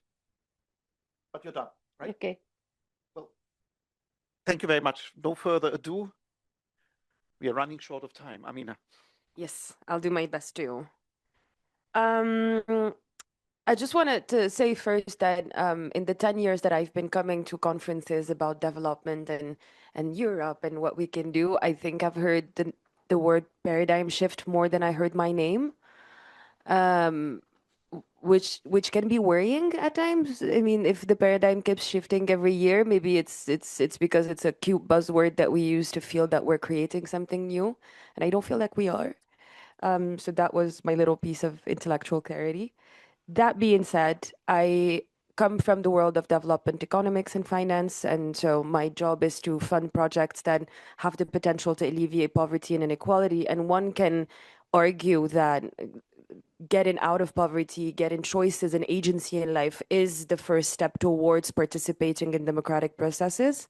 And so I think that's maybe where the blind spot of the EU is and could be reinforced and could work stronger towards that. I think we're seeing how development aid is being challenged all across Europe and all across the world. We've seen the death of USAID. We've seen how budgets for development aid have been drastically reduced in the 2 years. And I think what it shows is that that notion of international solidarity and cooperation that we as progressives, as I've heard so much today, need and want and believe in is getting hollowed out. And it's just becoming something that will look like pure self-interest and hyper-liberal and have a post-colonial mindset. Though you could argue development aid itself was post-colonial, it was, but it still held somewhat of a kind of all of its flaws, but it held like a normative claim that there were obligations between richer and poorer countries that exceeded transactional logic, and that we're watching the abandonment of that claim as we speak. And I think it is the Europe and European countries and the EU's responsibility, dare I say foresighting responsibility, to uphold it, to defend it, to fight for it, and to show that this is what we are made of, as because I am also European. This is what we're made of as Europeans in terms of values. And so what that would look like for democracy in itself is, for example, let's say, I don't know if you've heard of Achille Mbembe. He's a Cameroonian scholar based in South Africa, very known for all his post-colonial writing. He wrote a few wonderful books about post-colonial work, and he is now running an organization that's called the Innovation Foundation for Democracy. It has offices all across Africa, North Africa, but it also has an office in France, and I'll tell you why, because France is not an African country, to the best of my knowledge. Failed. But yes, so it's and this foundation is supposed to, as he says, rearm the muscles of democracy for the youth. So what they do is a lot of conferences. They give scholarships to students who want to work on democratic processes. They work on policy advisory. They work on a whole bunch of stuff. The problem here is that it's fully funded by France, hence the office in France. And so I think this is exactly the tension that Europe will have to reckon with as we try and foresee a world where we want to support democracy and democratic investments and futures, is that it's really hard for donors to do something and not put their flag on it. And I think Europe would be really cool if it stopped putting flags on stuff and just did it instead. And that would be a lot easier for everybody to kind of work with it, run with it, and not be targets, systematic targets whenever they try to implement something out of civil society. And then I wanted to come back really quickly to my notion of agency, because there is a whole terrain of interventions that can exist, that already do exist, but that need further funding and further support from the EU to build democratic agency, and that nobody requires to call democracy at all. Randomized evaluation of cash transfers programs show that when you reduce material precarity, civic participation goes up. So the less people are poor, the more likely they want to participate in the civic world. Sounds crazy, but it's true. Participatory budgeting at the municipal level makes people care more about their municipalities, even in constrained environments. There's measurably increased trust between citizen and local institutions when they know where their taxes are going and how they're being functioned and works. Last mile service development and service delivery, rigorous tested and cost-effective interventions exist everywhere. And I think that's the gap we need to look into to counteract the democratic citicism that we all live in at the moment. Build real stuff, attributable, concrete, with a causal chain that enables people to see that it's not just about their voices, it's about their life and it's about their dignity on a human and personal level. And so I think that's what builds the muscles of democracy. And I think that's where the EU could have the most impact. And I'm not even considering the conversation around migration, because it's not my expertise, and there are people a lot more qualified to talk about this than I am. But there's a whole world where Europe is a partner for learning, for agency building, for growth, and I'm hoping to see that world happen now. Thank you very much. I see Amel back on the screen. Do I hear Amel back on the screen? No, unfortunately not. So it's a bit like Moroccan democratization, no progress. This is, then let's just gain time and pass the floor to Rim. Thank you. I'll continue on the same lines we heard on what role does the EU play or could play. And the short answer, long answer is continue doing what it has done best, supporting civil society movements that work on governance, democracy, and human rights in North Africa. As I was saying before, the EU has been a long-standing partners of those civil society movements, enabling them to have spaces that were shrinking or didn't even exist in those countries. And here I'm not talking about those government-validated civil societies, because we see so many in the last year's civil society conferences. If you go to Brussels, they are clapping at having organized the first civil society conference in Syria just after it stabilized. I'm talking about the real civil society movements that are fighting back the regimes in our countries, and the ones that keep democratic demands alive. And how?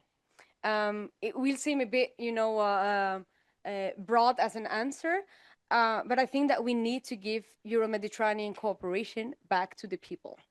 It is the spirit that led to Euro-Mediterranean cooperation, the Barcelona process, this will from civil societies to connect and to work together. And unfortunately, we've seen with the years that the process is more and more at the hands of governments. We heard a lot about the Pact for the Mediterranean this morning, and I'm sorry to be blunt about it. I mean, my institution has worked a lot on it. For now, it's still a partnership that is totally discussed and built between governments. The governance of the pact is representatives from ministries of foreign affairs. Of course, civil society were consulted, but in a way that is not truly inclusive. It has been, ticking the box of consultations, inclusiveness, but for now, the pact has the language of this co-ownership, but not the mechanisms to actually do it. And here, I think that the European Parliament, especially the S&D group, is doing a fantastic job of pushing the Commission to actually build those mechanisms to have people back at the center of the pact. The S&D group has been working on a report that now is under negotiations with other groups, and I really hope that this report will, put some pressure on the Commission to respond to these demands of putting the mechanisms where their mouth is. And we don't really need to reinvent the wheel here. Those mechanisms exist. They function very well with other partnerships. In the Eastern Partnership, we have civil society sitting at the governance boards, advisory boards for the partnership. It's just a matter of adapting them to the region and replicating.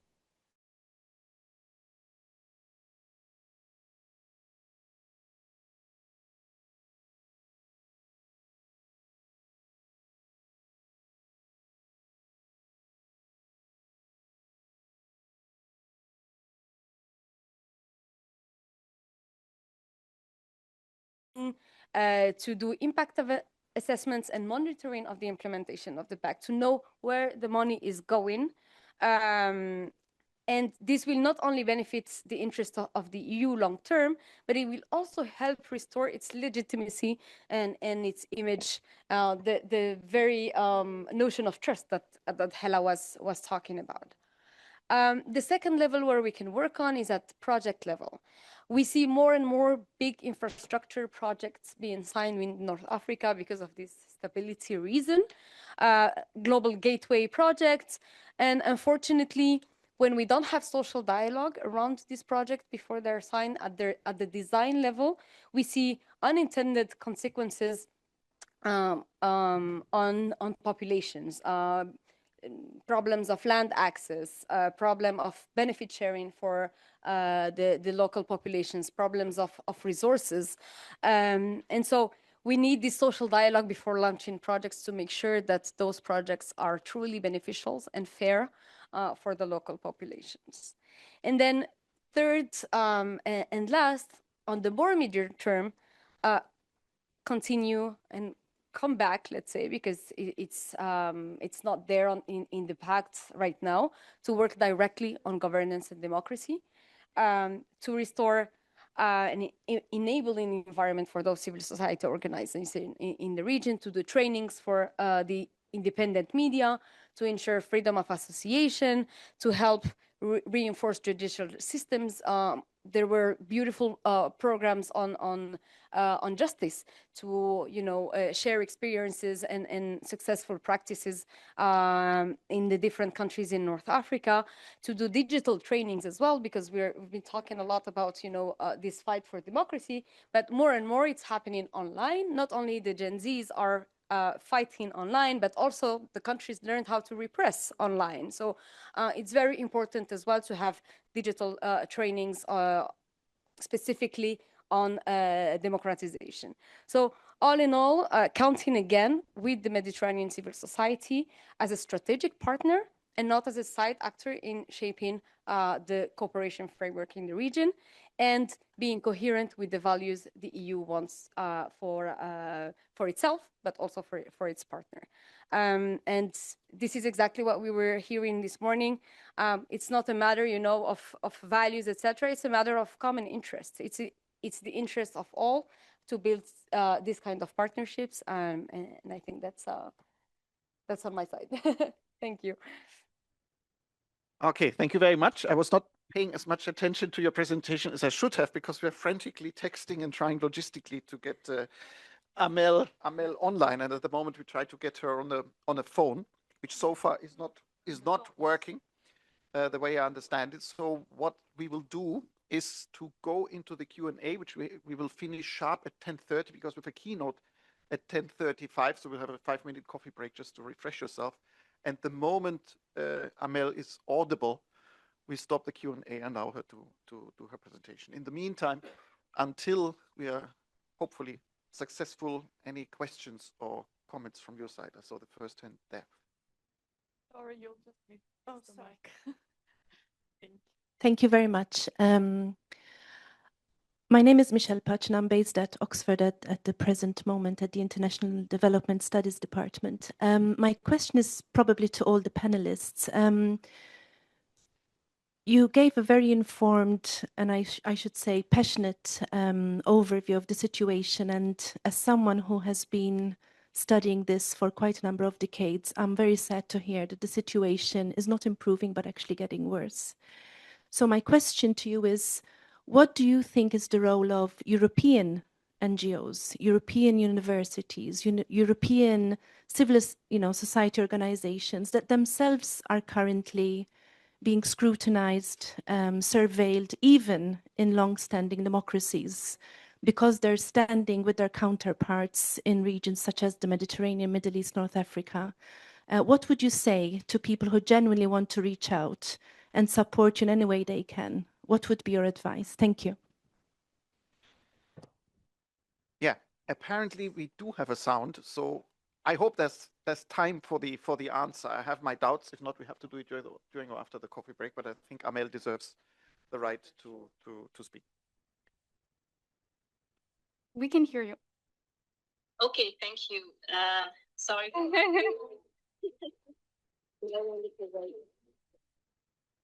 Well, thank you for your resilience, actually. And I'm very glad to be with you, even through a screen, a huge screen. So I'm sorry I'm not able to be in the room today in Nicosia, but so I will try to shorten my my presentation. But I obviously wanted to begin with the word in the title of this session, which is resilience. I understand. I'm a political sociologist, okay, and I also work in policy circles, and I understand why we use it. It seems to capture the persistence of democratic aspiration after 2011. And of course, people indeed continue to ask for dignity, for justice, for protection, and so on. And they have obviously not disappeared from politics, as you mentioned it in your presentations. But resilience is not a neutral word, of course, and does more than describe actually the endurance of the people. For me, and that's my point, it also shapes the way institutions look at societies under pressure. And it allows us to admire endurance and praise endurance, but without asking too directly, actually, who benefits from that endurance. And it allows international actors in particular, and as it has been mentioned by my co-panelist, to celebrate civic survival while also adapting very quickly their policies to the closure of political space. So, in one hand, this word resilience, it allows regime to tolerate some social demands, provided that they do not appear as political conflicts. And that's what I'm seeing on the ground. In much of North Africa today, people have indeed not stopped making claims, but this is the acceptable forms of claim making that has changed. And on both sides, when you have a demand for dignity today in North Africa, well, it has to appear as a development project. It has to appear as a training program. Your political anger, it has to pass through the language of youth training, women training, entrepreneurship, very much so, social cohesion, and so on. So this reorganization of political expression under constraints is what I would like to address today.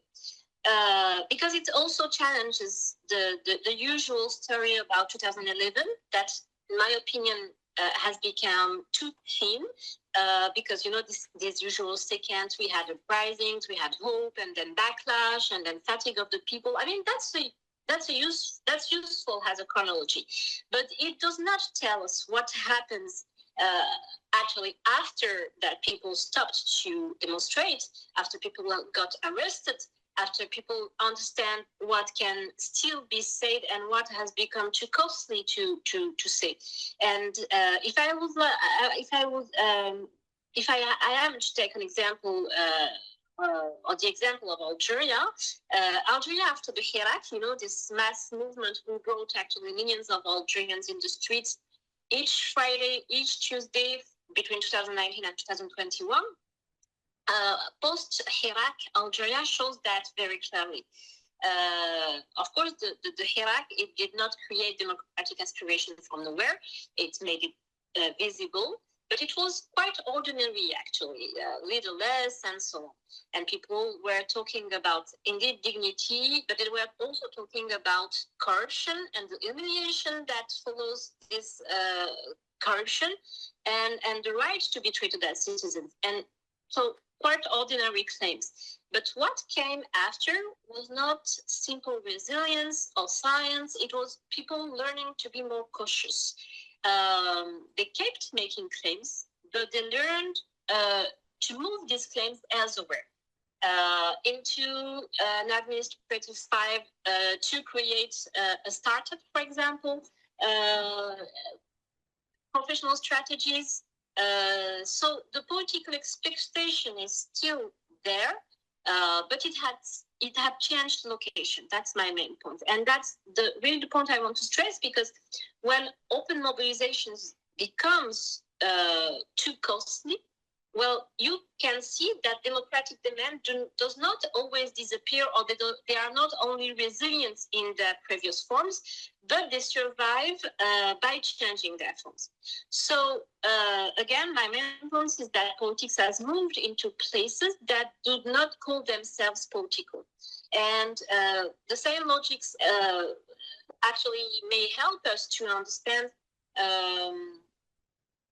understand young people without repeating the tired language, or, you know, they are apathic now and so on. They are not, I mean, that's been very well said by my co-panelist. They are not rejecting political life, but they have stopped expecting official politics to answer them. That was obvious in Morocco. I mean, speaking about police pressures, about hospitals, about corruption, the wish to live also.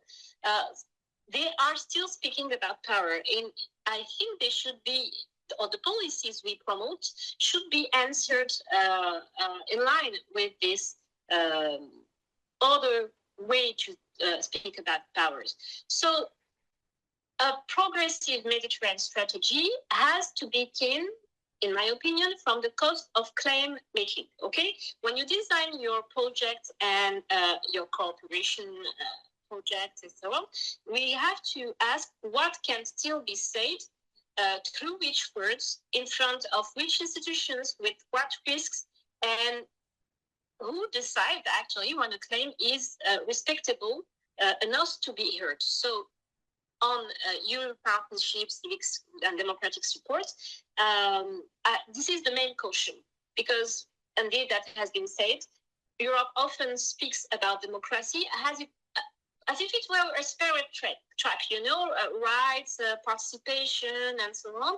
And in cooperation, in practice, cooperation is built elsewhere. It is built in energy, in investment, in migration management, in security, green transition, and so on. So these sectors are material. People indeed do need water, they do need jobs, they do need schools, mobility, electricity, whatever. But I'm also asking what cooperation does politically, why presenting itself as technical, because every program that Europe promotes creates a field of recognition. It decides actually which actors are going to be visible, which ministries matter, and so on. So technical programs do not simply deliver projects. They also create a filtering, they also create filters, they also select partners, they reward certain projects over others, and so on. So, and also more importantly, they make some actors very easy to found, easy to quote, easy to invite, and others become harder to defend, harder to keep close, and harder to name as partners. So the sharper question for me is which forms of civil society are currently supportable? And that question matters for democracy, because eligibility criteria, safe vocabularies, reporting formats, risk management, and so on, they create a preference for actors who are not going to disturb the partnerships. So, in my opinion, this is where the evaluation has to change. It's useful to count outputs. It's useful to train people. It's useful to distribute grants. It's useful to sign partnerships. Okay, fine. But another set of questions has to enter earlier, actually, and even before the program is already designed. Okay, so the questions are: who will be able to speak around these programs? Who can object? Who can monitor the money? Who becomes respectable again through this partnership, and who disappears from the room? Okay, and also which claims to link it to my main point. Which claims have to be softened in order to survive? So that's why I would like to call maybe a democratic impact test. This is the expression. It's not a concept. It's not something very refined, but the expression is less important than the move. It's that we need to evaluate the political life a partnership leaves behind, because democracy and resilience in North Africa, that's not separated actually from water, from hospitals, from debt, from employment. So a program that touches those issues, also touches political life. So for a progressive Mediterranean strategy, and I will conclude here, I would ask a very direct question of every partnership. Again, what does the arrangement make easier to say, and what does it make harder to say? So if people cannot disagree, if they cannot organize, name conflicts in their own words, well, then Europe may have founded a useful project. It has not necessarily strengthened democracy. So that brings us to back to resilience. I think Europe should not praise societies for, how can I put it, absorbing arrangements that actually narrow political life. So the aim should not to be produced more resilient citizens. I think that the aim should be to make so much resilience unnecessary, because that means rights, protections, accountability, services, and so on. That answer and room, give a room for conflict, because democracy has, in my opinion, never meant disappearance of conflict. It means that conflict can appear in public without fear. And I'm going to shorter here, and I will leave some room for the Q&A question. Thank you so much, Amel. Unfortunately, and a bit in line with the democratic backsliding, the part with the Q&A falls victim to the strict punctuality we have to keep, because we need an audio check for our next keynote speaker, which is going to be Nicoletta Zingaretti, a member of the European Parliament, and we need to technically check. So please, Q&A in the 5 minutes, and hopefully later during the lunchtime. It's a pity we missed out, but due to the technical difficulties and a slight delay, this part of the section we will have to skip. But I think we need the 5-minute break, and we hopefully will be able technically to be all fine. Thank you all for your great contributions. No, we cannot answer. We have to be on time. Okay, thank you. First of all, of course, thank you. It's a pleasure for me to give my contribution and to be able to illustrate at this conference of yours what the debate is and the choice that we are being made European Parliament. As the rapporteur of the Pact of Mediterranean at the European Parliament, I can say that we are starting an important parliamentarian process, a process that begins in a difficult time, marked by conflict, tension, fragmentation, and growing inequality. And for this exact reason, it can be and must become a significant political opportunity. 30 years after the Euro-Mediterranean Conference that launched the Barcelona process, Europe is once again questioning the meaning and the future of its relationship with the Mediterranean. At the end of 2025, in a profoundly changed context, a new pact for Mediterranean was presented with the aim to reviving the visionary project born in 1919. To build a strategic partnership with the country of the southern shore in order to face together the major transformation of the contemporary world.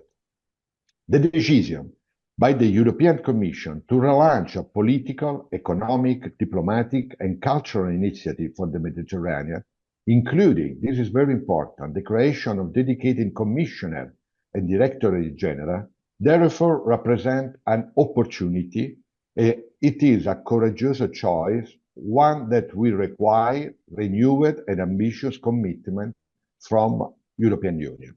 And it is important that this initiative comes today, precisely at the time when district in dialogue and cooperation seems to prevail.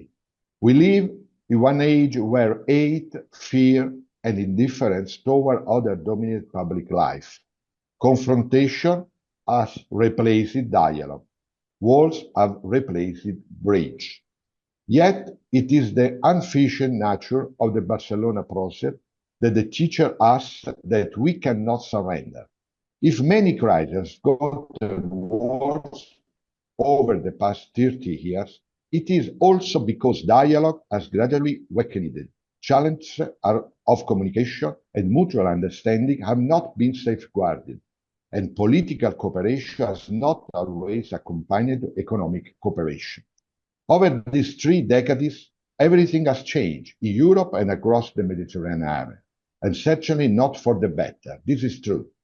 And the project was born in a moment of great historical confidence after the Cold War, with the ambition of making Euro-Mediterranean dialogue one of the pillars of European integration. But the fall of the Berlin Wall quickly moved political attention and the strategic priority toward the East, enlargement and stabilization in Central and Eastern Europe, become the European Union's primary focus, leaving the South in the background. And we have to have the courage to say this. Perhaps during those years, both the opportunity and the risk represented by the Mediterranean space were underestimated, and many challenges remain unsolved. Meanwhile, the Mediterranean region entered a phase of growing instability. The collapse of several regimes in North Africa after the 2011 uprising conflict in sub-Saharan Africa, the fragmentation of the Middle East, and increasing religion identity tension profoundly transformed the context in which Europe was called to engage. At the same time, new global actors, especially the China and Russia, strengthened their presence in the region, particularly across Africa, progressively reducing Europe's presence. The overall balance is therefore very complex. The development and the integration envisioned in the 1995 have not fully materialized. A genuine shared area of prosperity and stability did not emerge. Instead, tension, fear, often dramatic migration flow, institutional fragility and energy insecurity have increased. In short, there has not been a true political investment in a Euro-Mediterranean dialogue over these years. And today, we clearly see the consequence. This is why, speaking today about Europe and the Mediterranean, returning to action and rebuilding relationship is not a theoretical exercise, but it is a political and strategical necessity. The Mediterranean is not simply Europe's neighbor. It is a shared political space in which the future of the European Union itself is at stake, from energy corridors to migration policy, from climate challenges to the construction of a new global alliance. If we consider only the country directly bordering the Mediterranean, we are speaking about more than 520 million people, shaped by extraordinary cultural, religion, social, and linguistic diversity. And this common space also belongs to the Northern Europe country, which must feel part of shared destiny. Potentially, this is an immense strength, but without cooperation, genuine partnership, it is also become a source of great instability and disorder.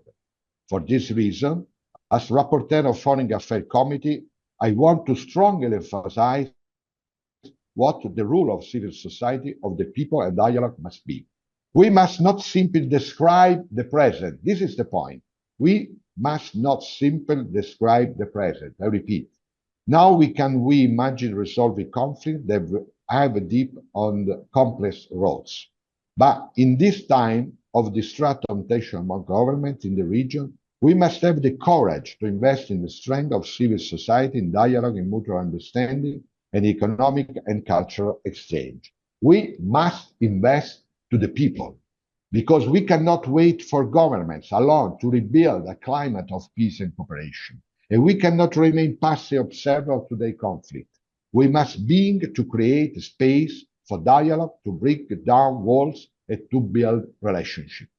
This is the deepest meaning of the new Pact of Mediterranean.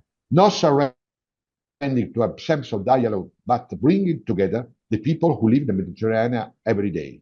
Culture, research, education, politics, university, civil society, organization, business, connecting different people, different religions, and different experience is an essential condition for creating a new climate of peace and cooperation. Investment and trade alone are not enough. Cooperation also means reopening channels of communication, expanding mobility and exchange, and no longer viewing the Mediterranean as a border, but as a bridge. And it also means ensuring that the European investment in the region are accompanied by strong guarantees regarding democracy, human rights, rule of law, and transparency. Today, Europe must demonstrate its willingness to build a true partnership among equals, not an asymmetric relationship between donor and beneficiary, but a shared responsibility based on genuine co-ownership, common objective, and shared vision for the future. These are all aspects we are trying to focus in my report. Repeating the mistake on the past 30 years will mean condemning the Mediterranean area and the broader Middle Eastern neighbor to further marginalization. But if Europe can rediscover a united vision and political courage, then the Mediterranean can once again become what it was historically always been, not a frontier to defend, but a bridge to cross, not a space of competition only, but a shared space of stability, prosperity, and peace. Because peace is not invented. Peace is built step by step. Together, and finish, we can contribute to build the impact of Mediterranean that is not merely a technical administration framework. This is the point, but a true political project of shared prosperity, stability, and dignity, but we have to do. Thank you. Thank you, Mr. Zingaretti. Thank you very much. We just had a small technical issue at the end, but we could hear, the overall of your message very well. So thank you very much for accepting our invitation. Thank you. Thank you. Bye. See you. And now I'll just call the next table. So the moderators and the speakers to join here, please, at this stage. Thank you. Can you all hear me? Great. So welcome. I know this is the last session, so we're going to try and give you enough food for thought for the rest of the weekend. And thank you for coming here on a Saturday, especially those of you present here in Nicosia on this beautiful day. Thank you to all the organizers and the hosts. I know that you're all doing your very best in spite of the technical challenges we've been having, so thank you all. We have quite an important panel to finish our conference with, and as you probably can see from the program, we're going to look at the implications of the geopolitical crisis in the Middle East for the Mediterranean region. My name is Michelle Patch, and I'm Professor in Global Studies, currently based at Oxford University Development Studies Department. I have the pleasure to have a very distinguished group of people on my panel today, so I won't spend a long time to introduce you because everything is on the program, but I just want to say that the way that I have recommended we structure this panel is to kind of think in terms of three spheres. One is a diagnosis of what's been going on, so for the speakers to bring us up to scratch about what's been going on, including until this very moment before we came to this panel, for those of you who are following developments as we speak. Then I would like the speakers to talk in terms of consequences, and finally, in order to finish as much as we can with some kind of positive reflection, I want us to think about political imaginations. So, just by way of introducing the topic, as you all know, the Middle East and North Africa has been engulfed in a fully fledged regional crisis, but I should add, as we have already said in various panels before this, that this has engulfed not only the region itself, but it has had a huge global impact. And that is why we are here today to reflect and think about, I would say, three main questions. So the first question is, what has actually changed structurally in the region? The second is, what does this mean for Europe and the Mediterranean political order? And thirdly, what political imaginaries remain possible? So I'm going to split this panel into two rounds. So I first want to ask our speakers to kindly reflect about the diagnosis. So tell us a little bit whether we are witnessing a temporal regional escalation or whether there is a much more fundamental transformation of the Middle East and the Mediterranean order. And secondly, what does the current crisis reveal about the condition of the international normative framework, particularly, as we have been noting, international law, multilateralism, and civilian protection. So without further ado, I'm going to ask first Costas Maronitis, who is professor at Leeds Trinity University, to set us the pace. Thank you. Thank you very much for being here. And thank you very much for being here. And thank you to FEPS for the invitation. And thank you to Beatrice and Tanya for their hospitality and organization. When it comes to this kind of idea about temporary or permanent transformations in the Middle East, I would like to focus my response to two interrelated events, distinctive yet interrelated events. The first one is energy alliances. There has been a push across Europe for strategic autonomy. And usually this kind of push comes from the big players when it comes to France, when they were talking about strategic autonomy from the US, then was coming from the UK when they put up the coalition of the willing to do something again besides or outside of the confinements of US foreign policy. But also something else is happening here, which is a dialectical relationship between the core of Europe and the periphery of Europe. So here I'm talking about core member states and actors in the Mediterranean, which are part of the EU or not. And I'm talking about the East Med pipeline. The East Med pipeline was actually conceived as an idea of diversifying the consumption of energy in Europe. Greece, Israel, and Cyprus, and a little bit of Italy in terms of infrastructure. They wanted to have a pipeline that transfers gas from the Levantine basin to up to Europe, mainly up to Italy. This project, as you know, has never materialized. It has never happened. And last time I checked, like 2-3 days ago, the webpage of the State Department, they have dropped the concept altogether. It just doesn't exist. But this diversification of energy here was actually, it was problematic in many respects. The partners conceived this idea as a clever plan to bypass Turkey and isolate Turkey from this particular kind of region. Turkey objected to this particular plan. The plan was never going to materialize because even the initial bill was too low. It was, no one is actually quite invested in this particular thing.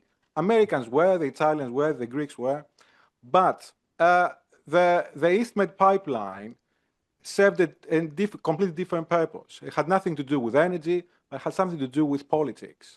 And we saw how we have like different alliances within NATO, outside NATO, and above NATO, okay? And the common denominator in this kind of like East Med pipeline here was this idea that how we can isolate Turkey. It's kind of like complicated in a particular way because Turkey is a defense ally of Greece, okay, and that's a fact. Turkey and Cyprus have an ongoing dispute about, the so-called like Cypriot problem, and Israel, as we heard from like yesterday, has also identified Turkey as the new constitutive other. Turkey is second in order after Iran when it comes to Israel's constitutive other in the region. The problem here is that we use the East Med pipeline served as a means to justify Israel's action. And something against that we discussed yesterday is the concept of Strasson, this idea that how Germany saw Israel's safety as of paramount importance for Germany's well-being too and national security. Those two things go together. We see here kind of like a reverse of this particular Strasson here, whereas Greece and Cyprus see it as of paramount importance Israel's hegemony in the area. By doing so, Israel gets like a carte blanche when it comes to genocide and to its aggression in the particular area, when it comes to Lebanon, when it comes to Gaza, and of course when it comes to the war in Iran. The second transformation that I would like to point out here is of an industrial nature, that Europe decided, especially after the war in Ukraine, to reindustrialize itself. And this reindustrialization did not take the form of the automotive industry, of home appliances, and so on and so forth. It took the form of the military-industrial complex, that we have to reindustrialize, and this time we have to make our own arms. Okay, so companies like Rheinmetall, Leonardo in Italy, Rheinmetall in Germany, Safran in France, took the leading position to accept and utilize European funds in order to boost the European defense industry. That kind of exacerbated the existing inequalities between core and periphery, because Mediterranean countries in Europe do not have the industrial capacity to compete with these particular countries. The outcome that we have seen thus far is that Mediterranean countries have become buyers in this particular kind of situation, and buyers of products that they do not necessarily need or want. They just have to buy them because this is how the core periphery model operates. With one exception here, we can see how the Mediterranean has become an industrial player, is with this idea of drone making. Drones, because they're cheaper and easy to produce, and of course you can kill without being killed. So you kill people but do not necessarily have human casualties. Thank you. And the kind of like cheap to make, Mediterranean countries have been part of consortia of making drones. And as a matter of fact, there is a drone factory in this country, in Limassol, the Suomli factory that make drones. So they have found a way to participate in this kind of like rearmament of Europe. Thank you. Thank you very much, Costas. Now we move to our online speaker, Trita Parsi. Are you there? I am here. Yeah, thank you. Thank you. So Trita, for those of you who do not know him, he's a very specialized author and political analyst on particularly issues to do with US and Iran. And he is the co-founder and executive vice president of the Quincy Institute. On to you, Trita. Thank you. Thank you so much. It's a great pleasure to be with you all. I'm sorry that I couldn't be there in person, but I'm hoping that the conversation can nevertheless be fruitful for all of you. In regards to your question, are we witnessing a temporary regional escalation or more fundamental transformation? If I focus just on the eastern side of this equation at the Persian Gulf, I think the answer is rather clear. This is a systemic and structural shift that is taking place in the region. The old order is completely gone. All of the assumptions of the old order have to be reassessed. There was an order that for decades had been, the organizing principle had been the isolation and the containment of Iran. And the means for achieving that had been the American security umbrella. Both of these have now proven to be unviable as a result of the war that the United States and Israel initiated. The isolation of Iran has both failed in the sense of isolating and weakening the country, but also in the sense of ensuring that containment is stable and does not deteriorate into war. We have seen that the Iranians have been able to inflict a strategic defeat on the United States, despite the fact that we have now two nuclear weapon states, as well as one of them being a superpower, starting this war, but not having been able to achieve even a fraction of their objectives. This then leads to a scenario and also in which the viability of the US security umbrella is now under significant question. I don't see any prospects of any of the countries in the region, with a potential exception of the UAE, going back into thinking that its approach of investing almost exclusively in the security umbrella, as well as in its strategic now alliance with Israel, that is a successful pathway forward after this war. We're going to see diversification by the GCC states, not abandoning the United States, but moving towards building defense relationships with a much greater variety of countries, buying weapons from a much greater variety of countries, rather than just the United States. They will not abandon the relationship with the US. In fact, when it comes to weapons purchases, they will likely pursue even greater purchases from these states. But a core element of their previous strategy, which was to have American bases on their territory, is probably going to be phased out. Because these bases were supposed to prevent Iran from starting a war. But it was actually the United States itself that started that war. And then within that war, the bases did not end up becoming a deterrent against the Iranians, but rather a magnet for their attacks. So the strategic utility of having these 17 or 19 bases in the region has now come under significant question. And mindful of the fact that these countries themselves paid for these bases, and they are now strapped for cash given what has happened, or at least most of them. The question is, are they going to spend money rebuilding these American bases who have suffered tremendous damage? The US itself is certainly not going to pay for the rebuilding of these bases. So I suspect that we will see a phasing out of a lot of these bases, not necessarily all of them. Now, at the same time, there is no other option for the GCC states in the sense of finding another country that can play the role of the United States. There is no country willing to come and provide that type of a security umbrella as the US did. And the question then will be for these regional states, are they going to try to pursue a replacement of the US through a combination of countries, which I think is quite likely.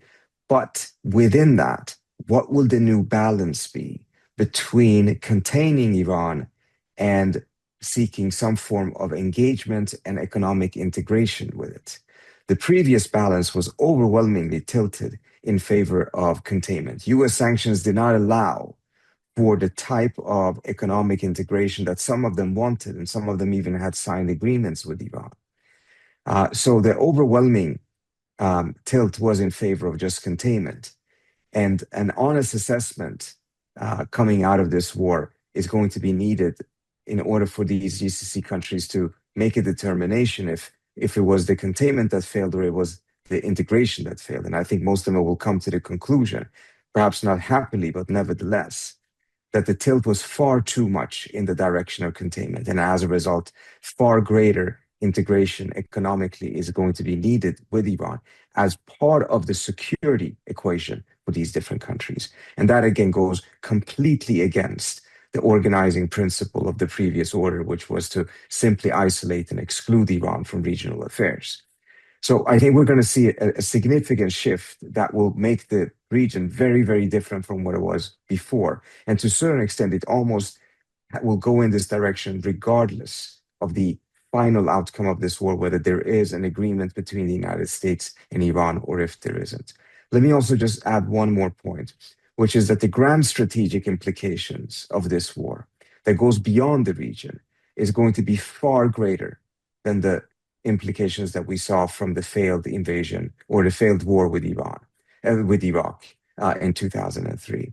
Because in the Iraq war, there was no doubt that the United States had won the war militarily. It won it militarily within 3 weeks. There was really no contest. Moreover, the political objective of getting rid of the Saddam Hussein regime was also achieved. All of the problems came afterwards, and all of the question marks about American competence came afterwards. What you have in the Iranian situation is that the United States has not even been able to win this militarily, and nor has it achieved any of its political objectives. And as a result, I think we will have question marks about the reliability and the durability and effectiveness of the American security umbrella in other regions as well, not just in the Persian Gulf region, because the manner in which the Iranians could use their geography in a very effective way to counter this attack by the US and Israel is somewhat unique because of the tremendous importance of the Strait of Hormuz, but it is not so unique that it cannot be replicable by other countries in other regions. And I think that is now, I don't think we have fully internalized this, but I think it will have significant repercussions for other regions, particularly when it comes to Asia. So on so many different levels, I think we're seeing something that is far more structural than temporary. Thank you.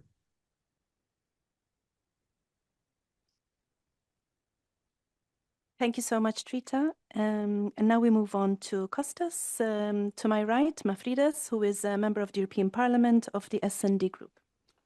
Thank you. Very well. Thank you. My name is Costas Mavrides. Just before telling you about my views regarding the implications of the recent events, especially around the Mediterranean and the Middle East, I feel that I need to tell you a few words about welcoming you, Cyprus, because this is my home. At the same time, I want you to know that this is my third term in the European Parliament. And to understand my point of view, I need to tell you that I'm a member of the Economic Affairs Committee, the Foreign Affairs Committee, and the Defense and Security Committee. At the same time, during 2019 until 2014, so last term, I was the chair of the Political Committee for the Mediterranean. So I do have a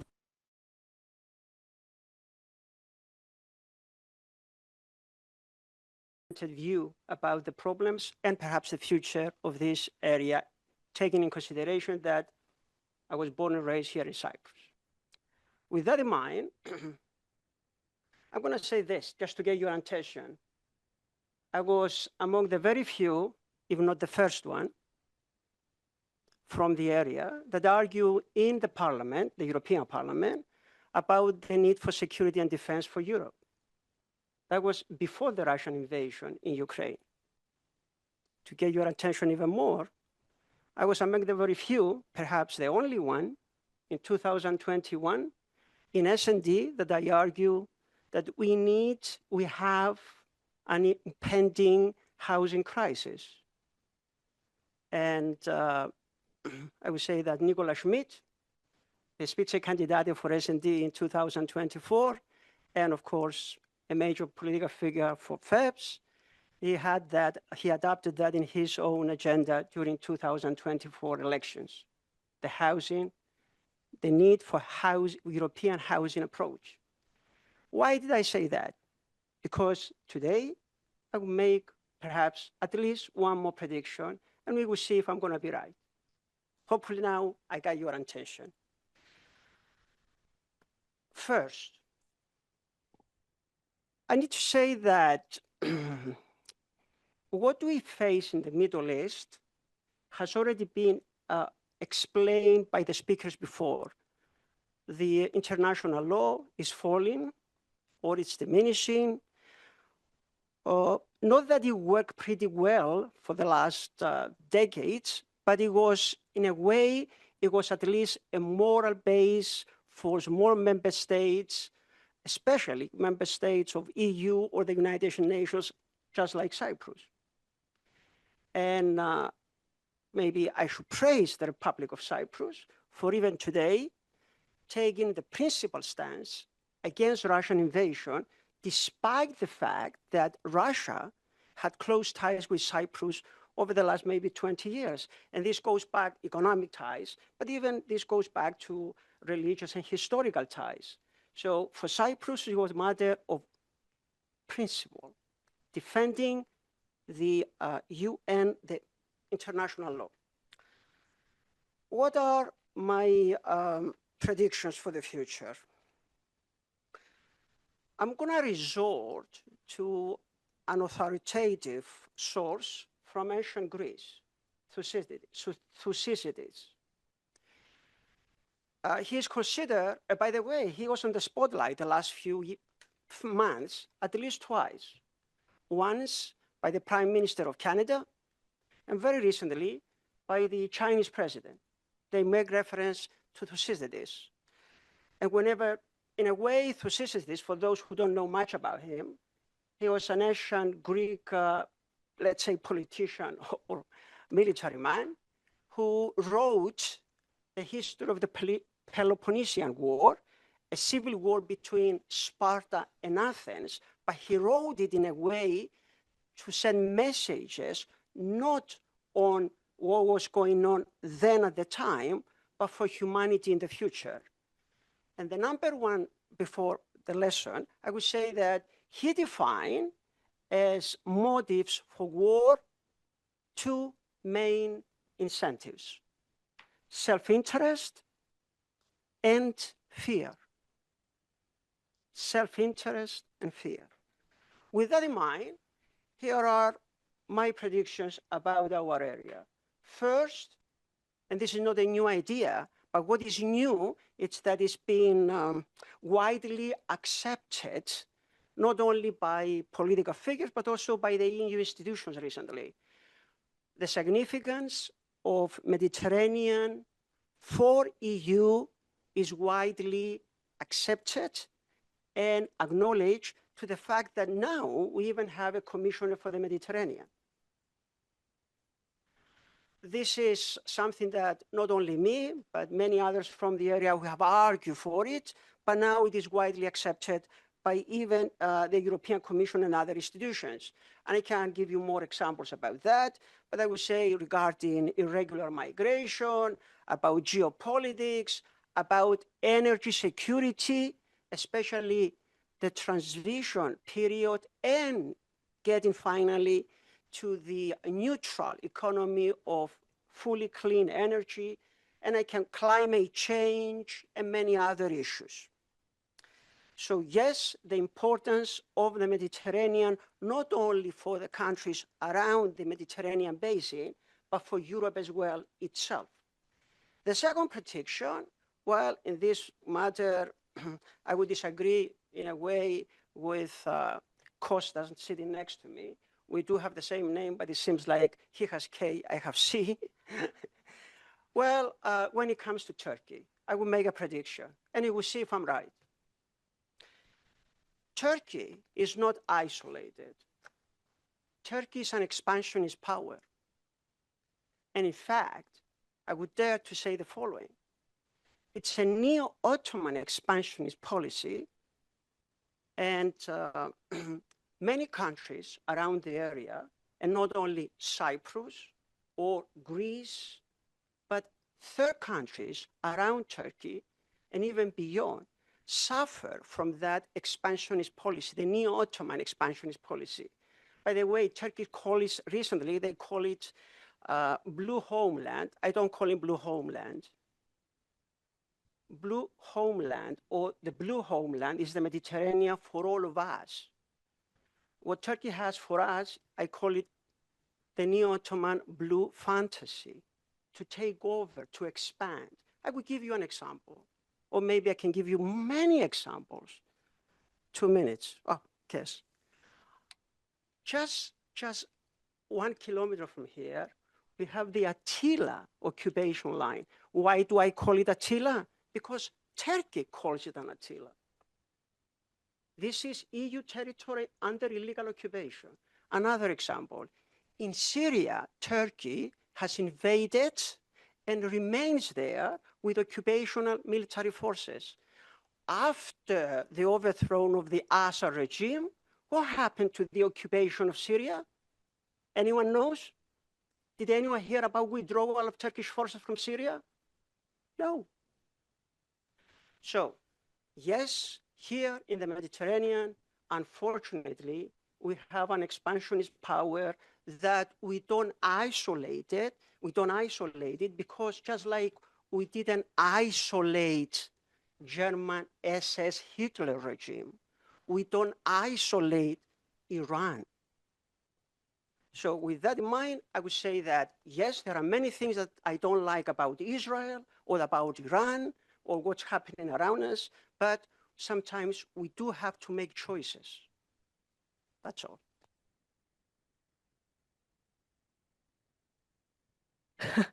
Thank you, Costas. It's good that we have some challenging reflections also on the panel, so I'm looking forward to the Q&A already. But before that, I'll pass the floor to Ino Afentouli, who is a senior policy advisor and head of the Observatory of Geopolitics and Diplomacy at the Hellenic Foundation for Foreign and European Policy, also known as ELIAMEP. Thank you.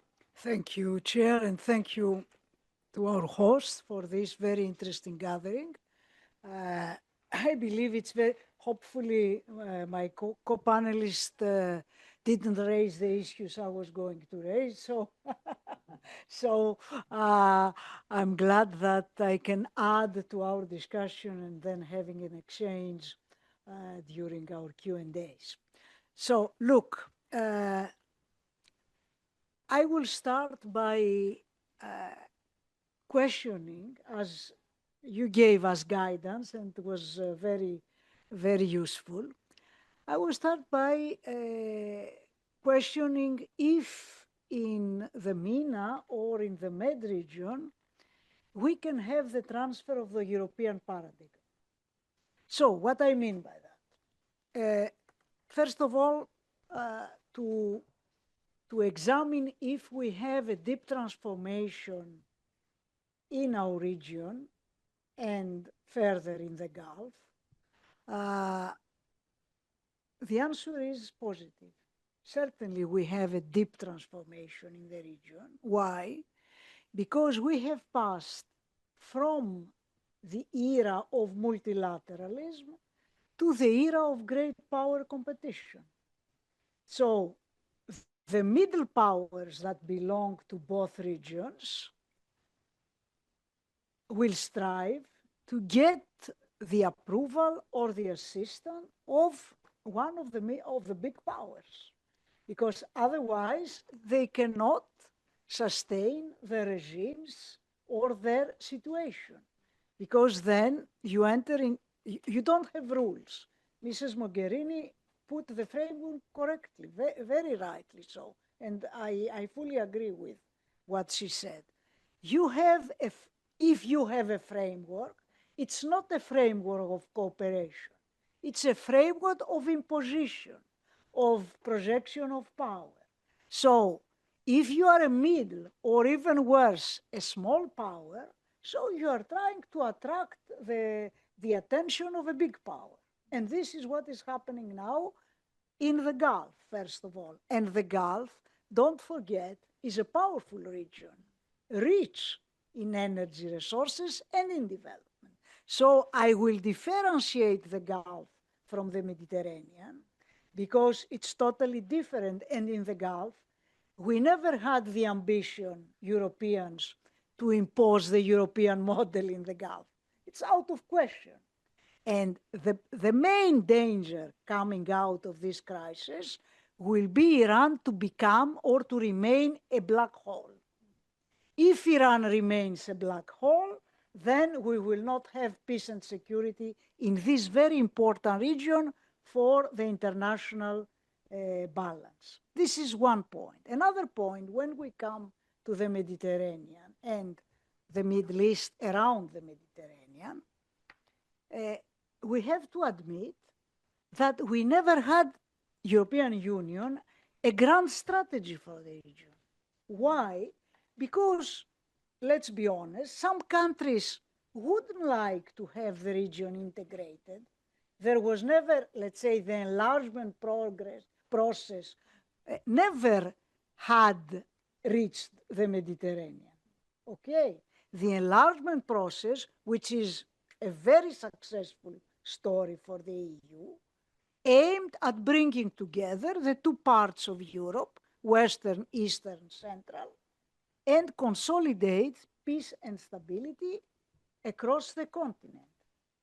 The European project, I can say, never crossed the Mediterranean for various reasons that we cannot elaborate now, but we had not for the South a grand strategy. This is something that I don't think anybody could contradict. So, can we have a grand strategy now?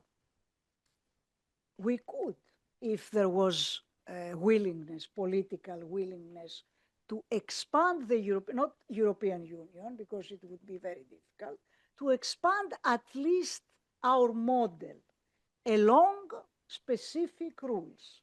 And of course, to provide the tools and mechanism and funding to the countries of the region to abide by our standards. This is something that could be realistic and feasible, but I'm afraid the region will be the victim, and I'm not saying that out of opposition to what we are doing in Ukraine.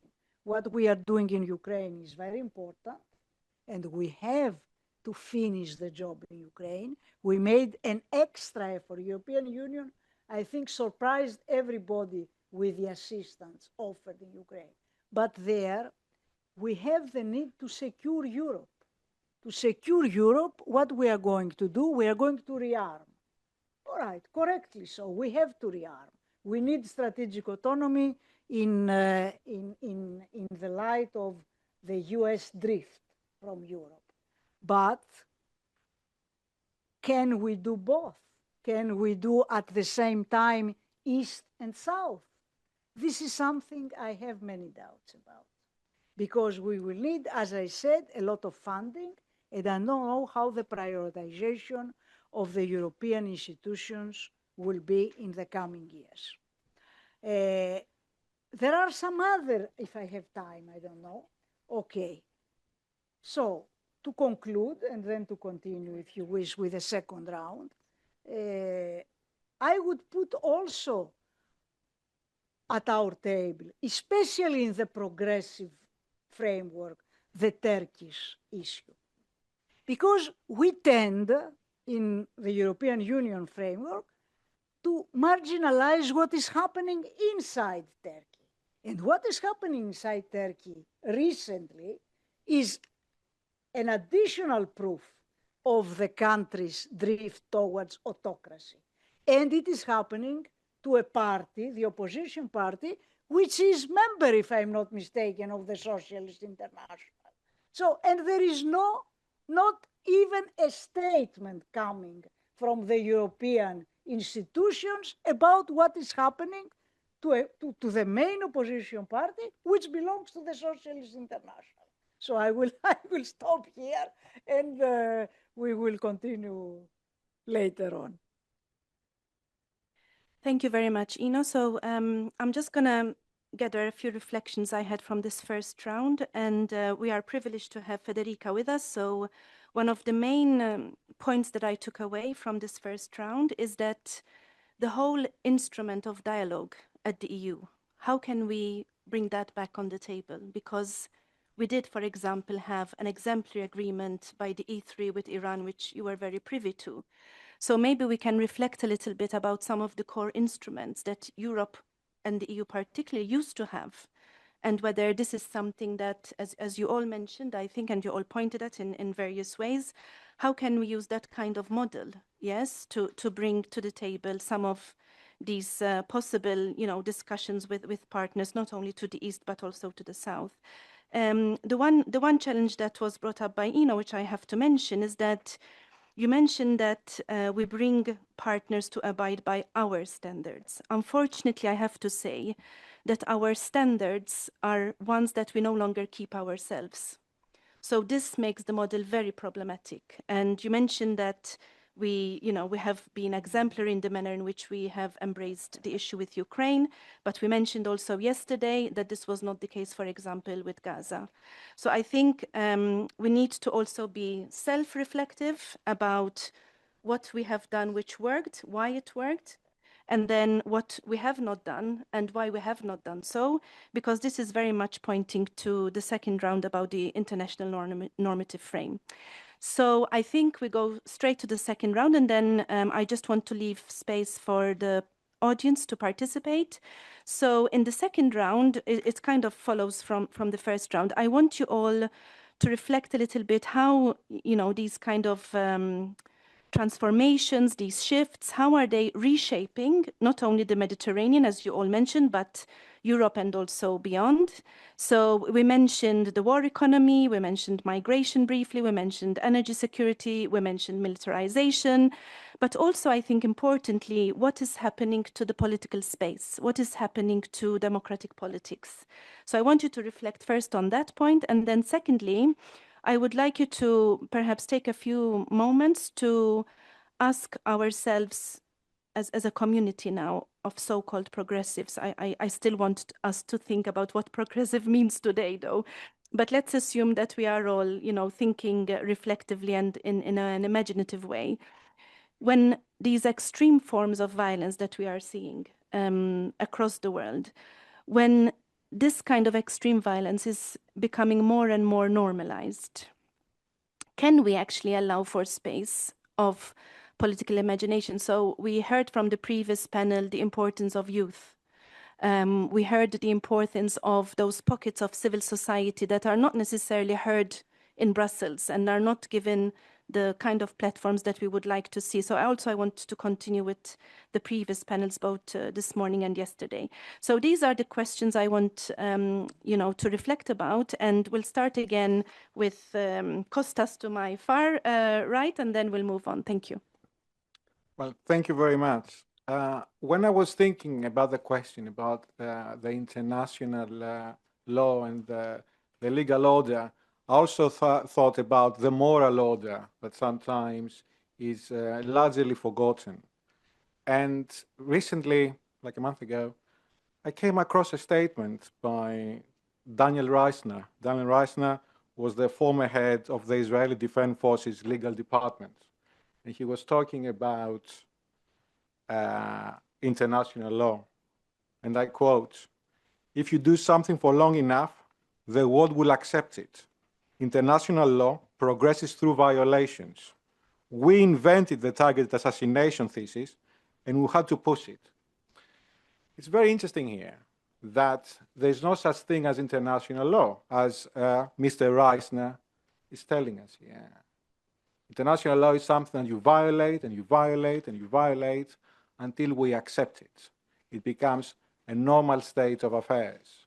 We have seen it in Gaza when politician after politician accepted the fact that Gazans can be cut off from food, water, electricity. They took it as a fact that Israel has the right to do this particular thing. Friedrich Merz, when Israel bombed Iran, actually said that Israel is doing the dirty job for us. We're too ashamed, too timid to do such a thing, but they're doing it on our behalf. Okay, that's part of the international law. So whenever we're thinking about the international law has been violated, it actually helps to say who's violating the international law, how they're doing it, and what substantiates ideologically, economically, and politically these particular actions. That's why, for instance, I talked about the Strat actions. This kind of idea that Israel's hegemony is for our own good, is for the national interest, regardless of this destabilization in the area. Okay, so it is a big problem when it comes to this kind of how we justify and we continue to justify the breaking of the international law. Now, you might as well ask me, why is this a problem? Why do we care about the breaking of the international law? Why is such a problem for Europe, generally speaking? I have 2 points when it comes to this kind of questions that I set up to myself. The first one is about democratic accountability, and it's about the rights of citizens to raise these issues when it comes to international law. Citizens in the European member states have been prosecuted because of these kind of things. National governments did not even bother to bring back the people from the Simut flotilla back to their own countries. As a matter of fact, Turkey brought them to Turkey, and then they had to go back to their own countries with their own expenses. Another important thing here, when talking about the position of Europe within the wider world, okay? Europe has lost moral and legal authority when it comes to the Middle East. And evidence of these particular laws is that Europe is absent. When was the last time that we saw Europe hosting an event when it comes to peace in the Middle East? You cannot even remember. When was the last time that Europe set up an initiative about peace in the Middle East? We cannot even remember. These discussions happen in Qatar, they happen in Istanbul, but they don't happen in Switzerland anymore, they don't happen in Finland anymore, they don't happen in Iceland anymore, they don't happen in Norway anymore, because It's not only about the Europeans have lost interest, they have lost the capacity to do so, and the rest of the world are not willing to listen to them anymore. Europe's kind of like reindustrialization agenda is equally problematic because it actually exposed the hypocrisy of the European Union when it comes to debt. There was always a debt issue, when it comes to public ownership of goods. There was a debt issue when it comes to infrastructure, when it was a debt issue when the state would intervene to stimulate demand. We know all these kind of things with, all this kind of like memoranda of austerity. But there has never been an issue when it comes to debt, when it comes to buying and making arms. Basically, debt is actually good for the economy, it seems. And it is a big problem because all these kind of like countries that were trying to stimulate the economy outside of the confines of the IMF and the European Central Bank failed to do so.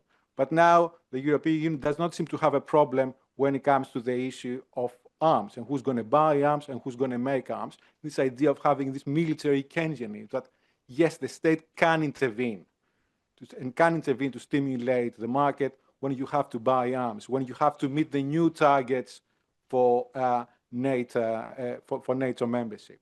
Okay, so we need to actually consider what is the space of Europe. Even the most timid things that the European Union does, which actually raise funds and impose sanctions, this is what Europe excels at, actually.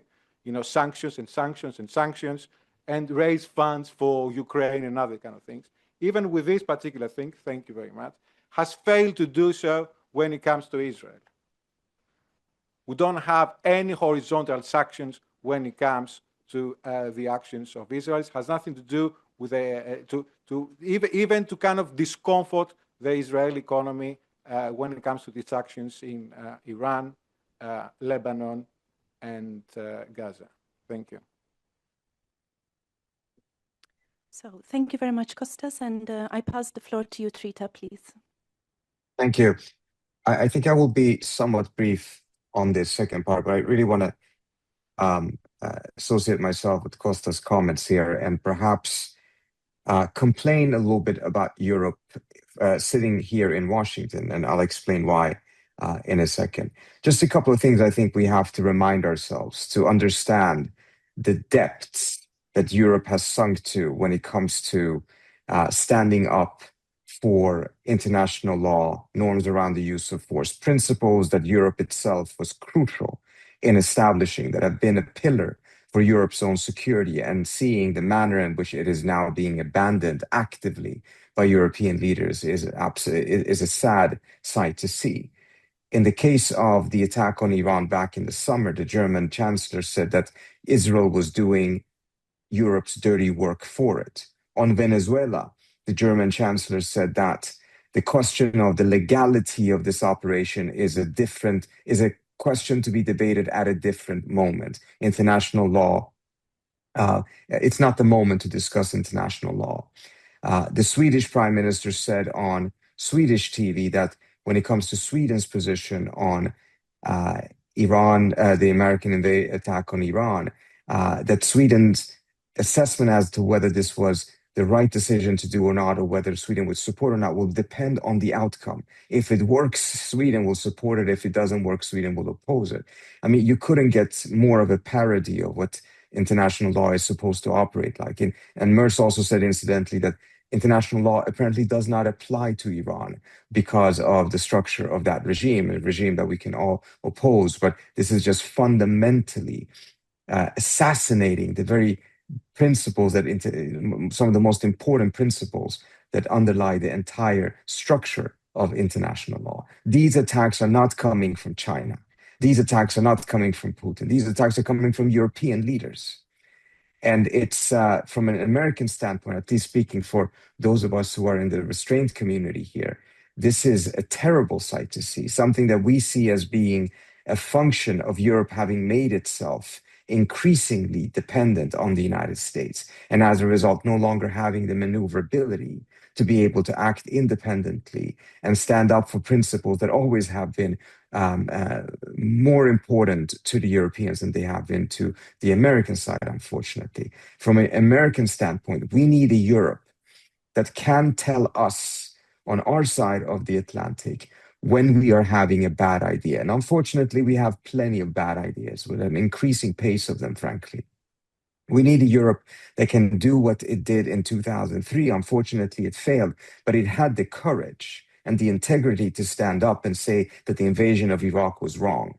That Europe doesn't seem to exist any longer. And that's not only to the detriment of Europe and the international community as a whole, it's a massive detriment to the United States itself. Now, you mentioned what can be done and if there is some space for some optimistic thinking. I don't know if this is optimistic thinking necessarily, but can things be done? Certainly, I hope that there's some leadership in Europe that sees this kind of situation and thinks perhaps there is space and room for leadership from Europe to try to reverse this trend, particularly the trend in terms of the massive erosion that we are seeing when it comes to the norms around the use of force. The war in Gaza, the slaughter in Gaza was not just a war against the Palestinian people, it was a war against international law. Systematic effort to try to destroy it. It's now been echoed here on the American side with Hegseth saying that he no longer wants to see woke warfare being pursued, meaning that all kinds of norms around the use of force, including American law itself, should be set aside. And we're seeing how that is being implemented in the war in Iran. These things happened before as well, but now they are being embraced as a new principle rather than as a violation or a neglect of constraints that existed before. I want to take us back to the early 2000s in which you had an effort by numerous leaders around the world to establish the principle of R2P, a principle that I'm personally not particularly optimistic about, but there was an effort. It was successful in terms of establishing it as a norm. It was adopted in 2005 by the UN, even the Chinese signed on to it. Its implementation afterwards is the reason why it is now essentially a dead norm. But there was that effort, that leadership, and I see space in which European leaders, current and former, can retake the initiative and see, for instance, if there's some additional norms that can be added, but more importantly, if we can have a global recommitment to the Geneva Conventions. It may not sound very sexy, but it is exactly the type of leadership that is needed to be done now, both to be able to halt the erosion of these norms, but also to be able to create a new momentum and strengthen, taking things further and actually adopting new norms that further restrict the manner in which force can be used in international law and further restrict how they can be used without taking into consideration civilian casualties and rights. I'll stop there. Thank you so much. Thank you very much, Trita. It would be interesting to hear your views about who can take that sort of leadership in Europe, but probably we'll have that during the Q&A. I now move on to Costas Mavrides for your reflections, please. Yes. I will try to make it short as well. I feel a little bit strange because of this. Usually, in discussions at the European level or in the EU, generally speaking, I'm very critical because of my view that I truly believe in the European project as a peaceful project, and at the same time, I want to improve it. Here, I feel that I need to make a case for the EU because, and I will tell you why. Instead of having like a theoretical discussion, I will concentrate on certain concrete proposals that the EU can take the lead. Because I truly believe that had it not for the EU, things would have been much more worse. Of course, I can say I can be critical. It's just I told you I'm very critical in the European Parliament for certain policies of EU. But yes, I think that the European response can be leading to a better future for peace, stability, and prosperity in a concrete way. I will give you two examples. Every student that studies about European studies, and by the way, I'm not coming from European studies, learns about how the EU started initially with the Coal and Steel Community Treaty. Well, my idea was, and that's what I tried to promote within the Political Committee for the Mediterranean, that energy can be the source of cooperation between all countries in the area, between both sides of the Mediterranean basin.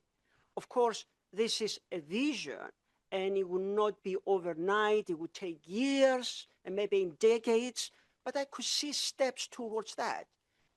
The Mediterranean Pact, for example, and something more. But this is the way forward for EU. If someone has a better offer, let's hear it, but not just stay up to being critical. And one more very concrete example, having Cyprus at the center. As the chair of the Political Committee for Mediterranean, I promoted for five years, and it was adopted by the Assembly, that we need to set up a crisis management center in the area of the Mediterranean, not just for fires, as has already been adopted by the European Commission, but even beyond that, about migration, about climate change, about geopolitics, about drought. I can say many other crises in the area. Therefore, Cyprus, I cannot think of a better place. Cyprus is within EU, and at the same time, we are the bridge between Europe and the countries in the area, all the way towards India. So these are two concrete suggestions or proposals that I have on the table for years. And a last word, taking or borrowing, paraphrasing, in fact, Schuman, who said that Europe would not be built overnight. It would take years and maybe decades, and it would be little step by step, but in a way that member states would build up de facto solidarity. So despite, and this is where I finish, despite being critical many times at the EU, I fully believe, after 12 years in the European Parliament, that only EU can be the best actor for the Mediterranean. Thank you, Costas. And now we move on to Ino, please. Thank you.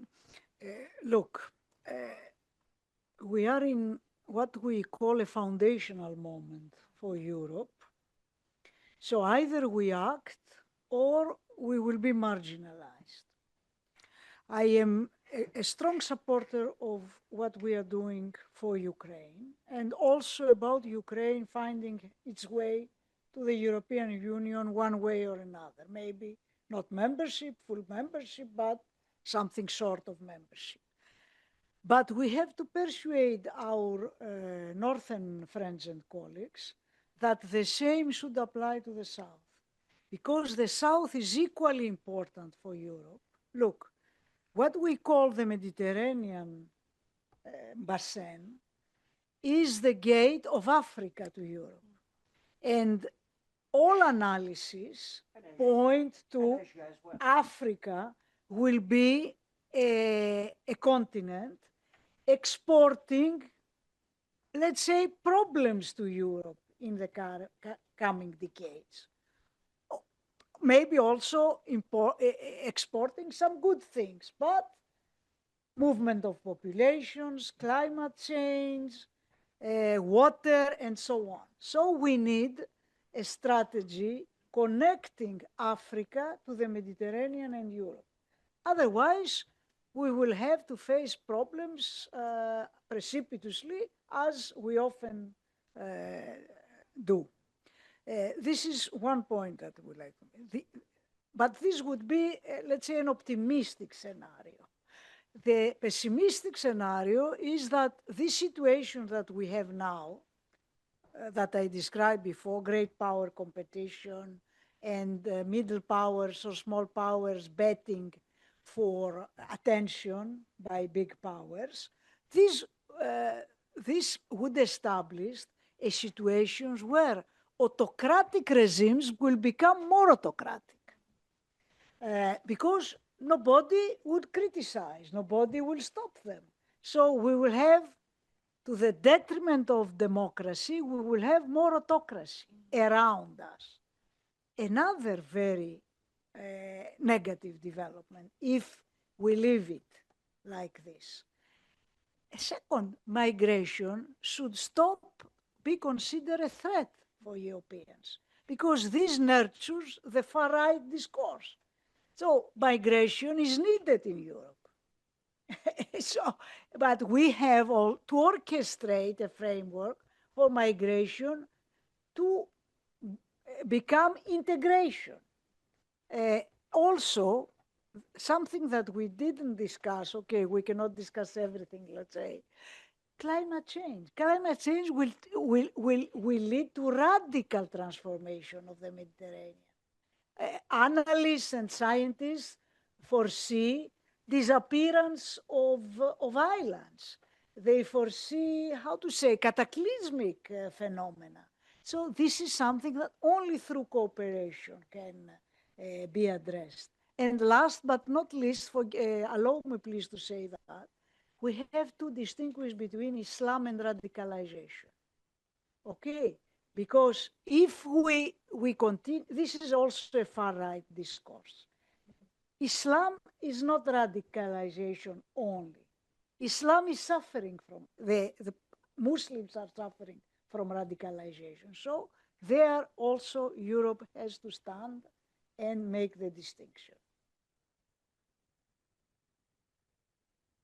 Great. So I just put down a few words just to sum up the second round. And one of the things I just want to introduce before we have the Q&A is this notion of planetary politics. You know, you ended with the notion of climate change. But there is now an emerging debate about what we are calling humanitarian ecology, that all life on this planet is connected. So we mentioned words like problems, crisis, etc.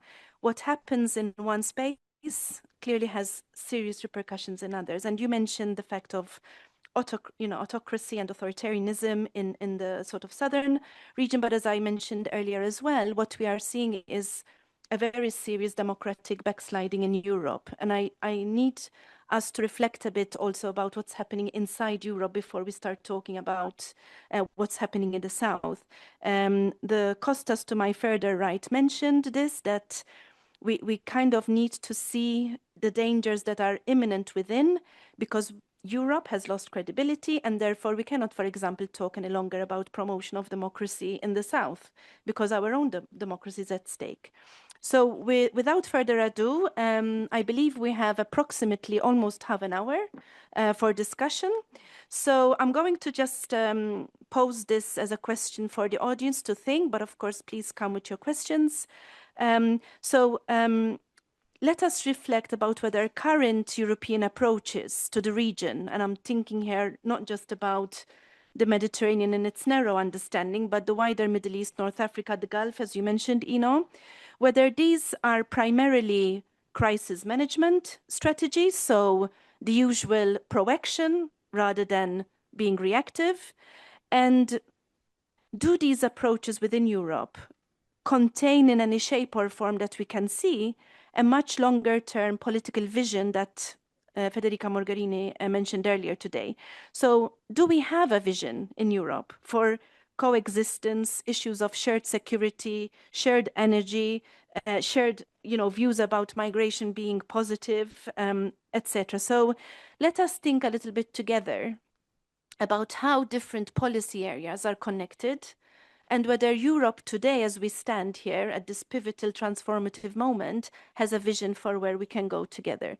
So I'll take a round of questions and then we can take a second round. So please, all I ask the audience is to briefly say your name so that also Trita, who is online, can hear you. Okay, so make sure you get a mic before you pose the question. Thank you.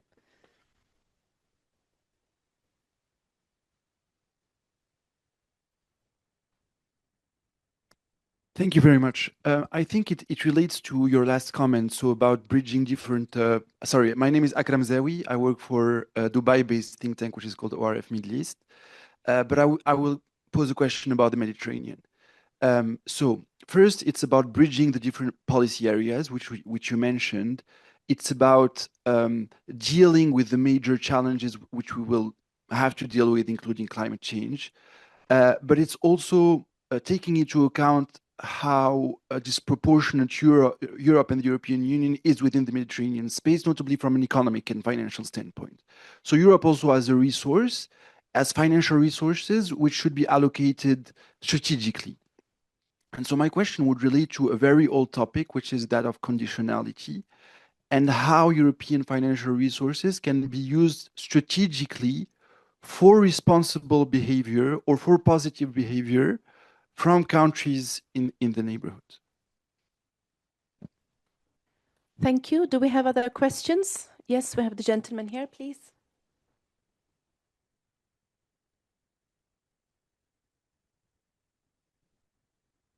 I will tell you something related to the whole issue. If we may, my name is Andreas Psaras. I will tell you something, and I will give you an example. We had a similar experience in our life. It is common sense, and it can be scientifically proven that it serves the interest of the large majority of human race, of humanity, to find civilized ways to resolve issues and have safety and divert resources. I have a study here with figures, tell you the title, Employment of the Rule of Law and Human Rights in Providing Security and Resolving International Disputes, so that substantial resources are diverted from destructive and dehumanizing to constructive and benevolent activities. We had a similar experience in my life I will refer to when we said something that seemed unrealistic, and I tell you now, related to this, Albert Einstein said, I have some ideas here in this study from some interesting people. The world is a dangerous place to live, not because of the people who are evil, but because of the people who don't do anything about it. The fact that we accept these tragic things happening around us, the killings, the destruction. And Mahatma Gandhi said, you must not lose faith in humanity. Humanity is an ocean. If few drops of the ocean are dirty, the ocean does not become dirty. It is common sense, and it serves the large majority of humanity to find civilized ways. And I also wrote an article related. I wrote an article related that was published in the magazine Foreign Affairs. And in my study, I found that there are 70 cases of nations who solve their problems through legal procedure. Common sense. The problem is to use the procedure, both parties should agree. It's like saying in a civilized society to take a criminal to the court, the criminal could also agree. This is tragic. It's about time to move forward. It's in line with the principles of Europe. It will strengthen the European Union. Yes, there are interests of a very small majority of those people who make the arms, but I have a proposal for them. We give them an incentive in the new system to do something more constructive themselves, so they also have benefit in a new system. So it's about time to move forward, to find civilized ways to avoid all the risks, because what is happening around us and the risks involved are unacceptable and tragic.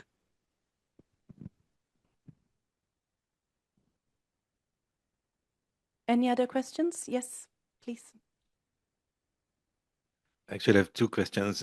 One, a shorter one.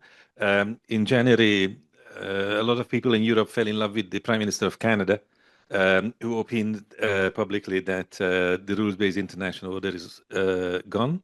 And there is a perspective which is based on the cooperation of the middle powers. So this notion of the middle powers.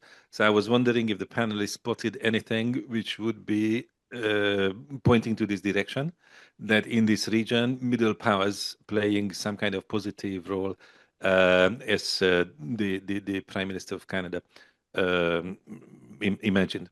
The other question is referring to I think an interesting phenomenon that in the last 1 year in Brussels, probably the most frequently quoted author when it comes to the international disorder has been Antonio Gramsci, who spoke about the time of monstrosity and assuming that there is a kind of transition. And then at the time of the transition, when neither the old nor the new order prevails, then all these things happen. And the question is, if there is a transition, if we assume, is it multipolarity?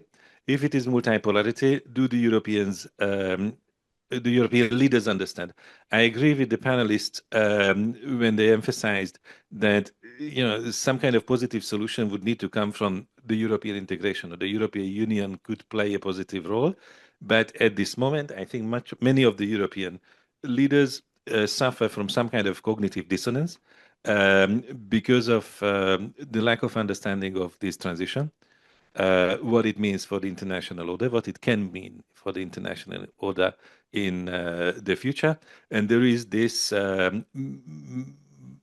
attachment to the perceived international order as it had existed before, if it existed before, right? So there's a lot of people are just attached to something which was past.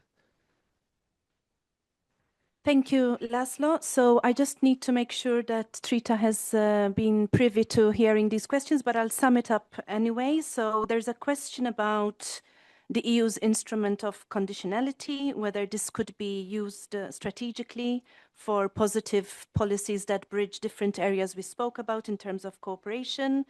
There's a second question about whether Europe, I would call it, could turn back to the principled Europe that we all thought came, about with the coal and steel community. So are there, in other ways, civilized ways in which we can manage and also move forward in terms of all the challenges that Europe faces today?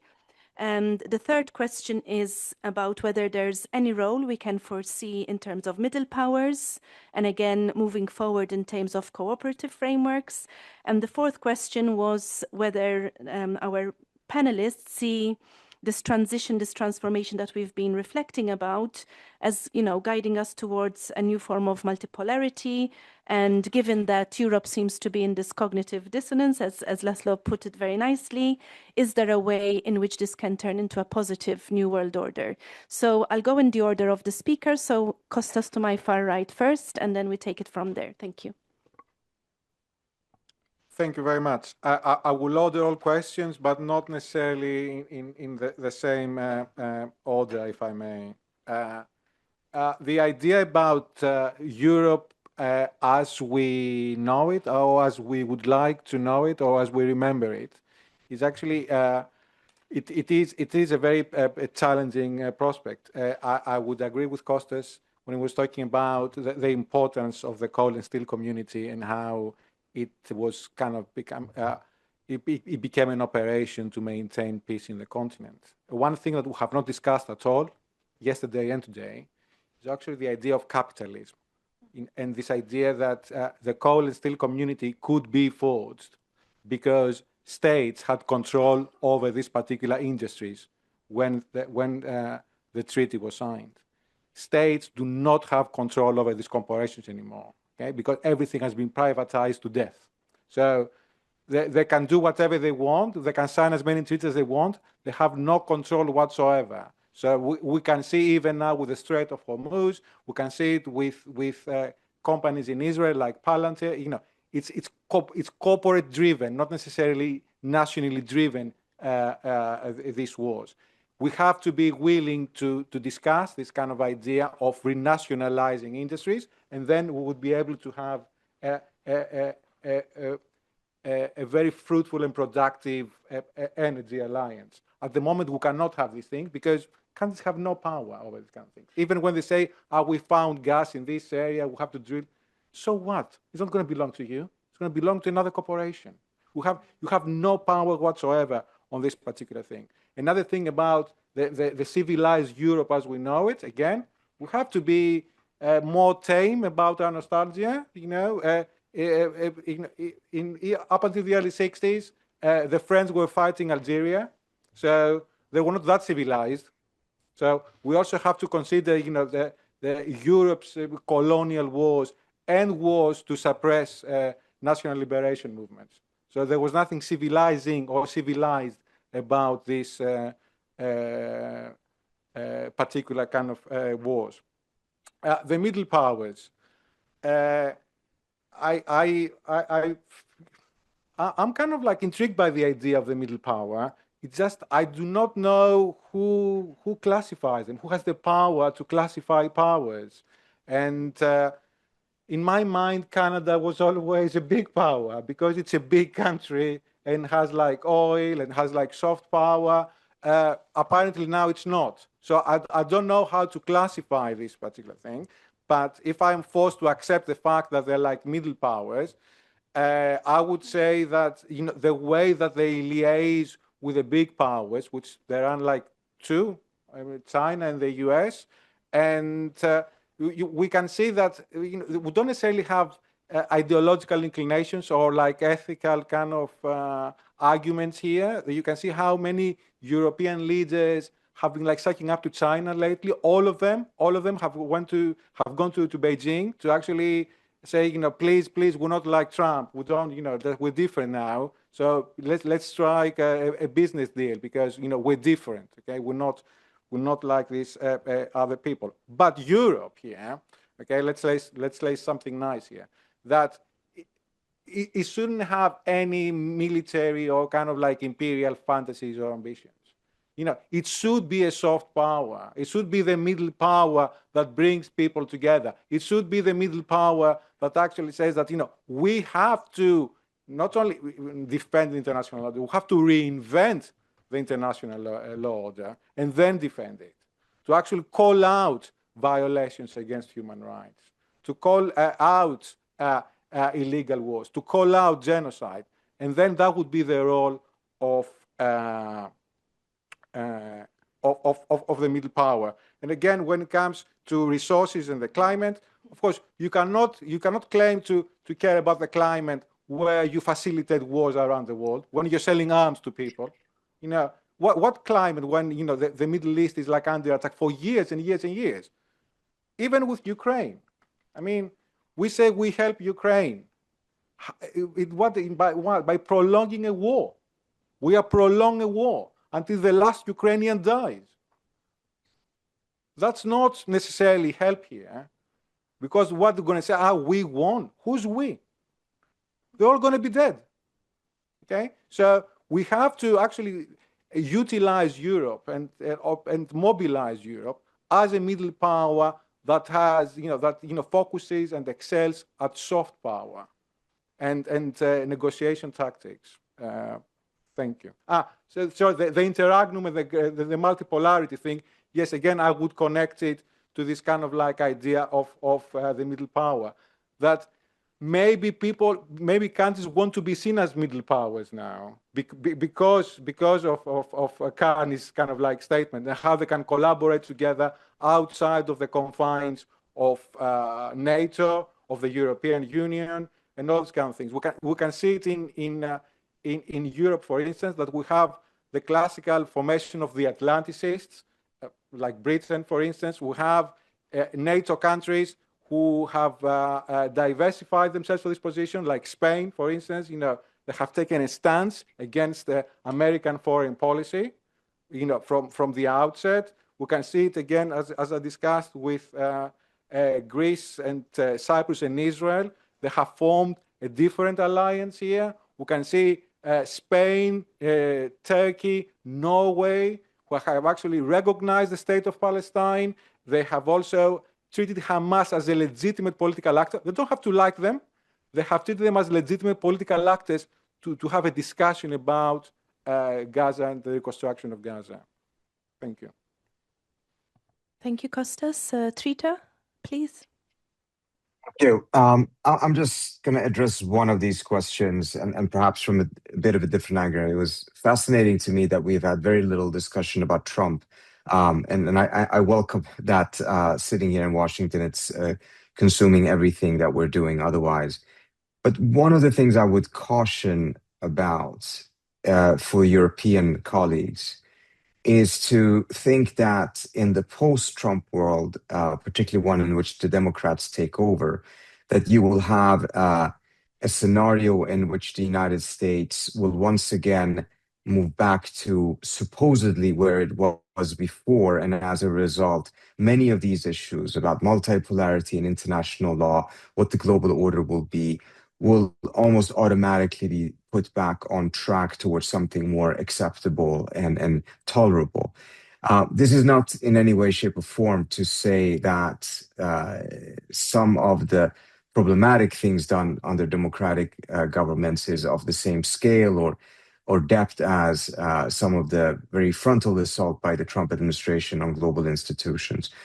But I do want to just caution, because we saw this very clearly happening during the Biden era, which was that the Biden era started to use the term rules-based order and weaponize it, and how this was picked up in Europe, particularly during the Ukraine crisis, in which it became very clear to many of us that Europe actually thought that the rules-based order was identical to the UN Charter and to international law, completely missing that from the American perspective, from the perspective of the Biden administration, they were deliberately using rules-based order in order not to use international law. That there was an effort to create an order that was based on rules, not on laws, because this enabled the United States to be the definer of the rules, which was the case. There's no one who can answer exactly how these rules are coming about, whereas when it comes to the promulgation of international law, the process is very objective and clear and transparent oftentimes. And it is consensual whether countries sign themselves onto international treaties, whereas when it came to the concept of these rules, they were created by a coalition of the willing and then expected to be implemented by all countries, whether they were part of the process, whether they had acceded to these norms or not, or these rules or not. And this risked, and it continues to risk, to not only create a multipolar world, but also a multi-order world in which we would have separate different orders with completely different norms, systems, and laws governing, which would be a much more dangerous situation compared to what we had during the Cold War. So my only caution would be to Europe to not fall into the fallacy of thinking that what we're seeing right now from the American side is some sort of an exception. It's a far greater degree of an assault on the international system compared to what we had under the Biden administration. But it was a highly problematic approach back then as well. And the realization of that on the European side was more or less non-existent in my view, and with very much caution to make sure that once we're past this administration, we don't have the same phenomenon happening again. Thank you, Trita. So that gives us even more purpose to kind of reflect about how Europe needs to truly, get back to its soul, right? And not rely on the transatlantic relationship. Thank you very much for that. Costas, to my right, please. Yes. As far as using conditionality clauses, as the question was the first question, I'm sorry. Yes. All right. Let me start from the beginning. Firstly, I'd like to comment on the question regarding using conditionality clauses by the EU and some of third countries, for example, in financing tools, trade tools, and so on. I'm a supporter of that, although sometimes it didn't work out, sometimes it did. And what I added to that, all right. Okay.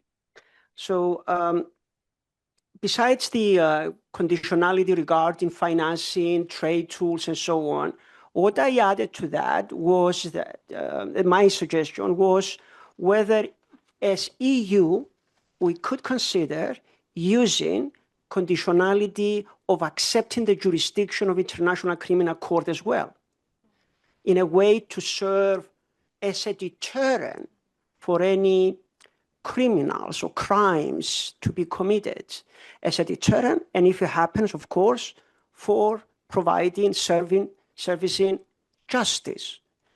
And this is a proposal which I've been promoting for 12 years now, and we got nowhere, but I will still try to do it. So conditionalities not only with financing and trade tools. Where perhaps I would feel like maybe on this panel, I don't know if I'm going to be alone, but I disagree with the following sense. What is being progressive? What is being progressive? I like the idea before documented by Ino. Progressive we need to make a distinction between what is Islam and what are Muslims. We need to make the distinction between Islam and Islamic radicalization, or Hamas terrorists and Palestinian Authority. We don't serve justice when, in a way, we find wording to present those in the same way. So, and we don't serve progressive agenda. A final word on, oh, by the way, soft power tools, to my understanding, have been tried. They have some impact, but it's not enough, given that around EU, we have real threats and real authoritarian regimes. And we need to preserve the European project and understand that defense is not a value. I understand that. Even me, it's very difficult to explain it, but defense is the means to end up with peace, freedom, justice. We need to invest in defense as well, even though defense on its own is not a value. A final word, I'm sorry, about international order. I guess we all agree that the system is falling apart. I would resort again to Thucydides.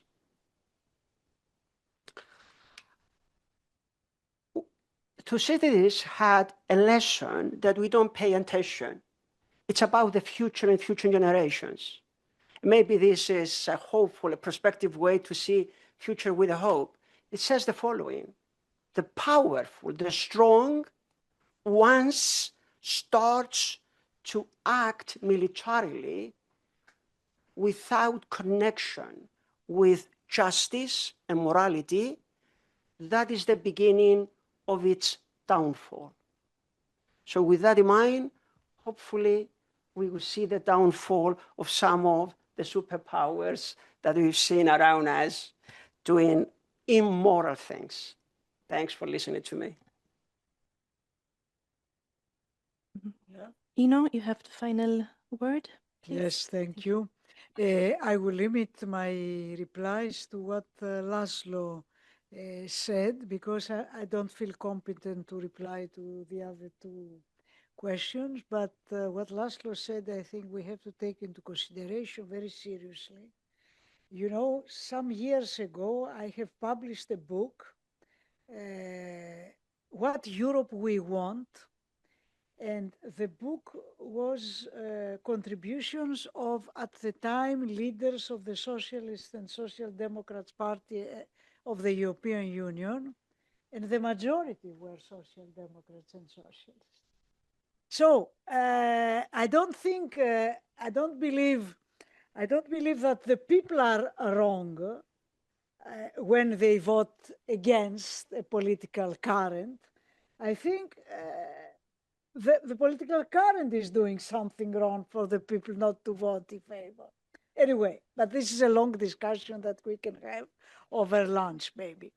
But the fact is that in today's Europe, even if they are not dominant politically yet, the discourse of the right and far right is quite dominant. So if we don't reverse this course, we will end up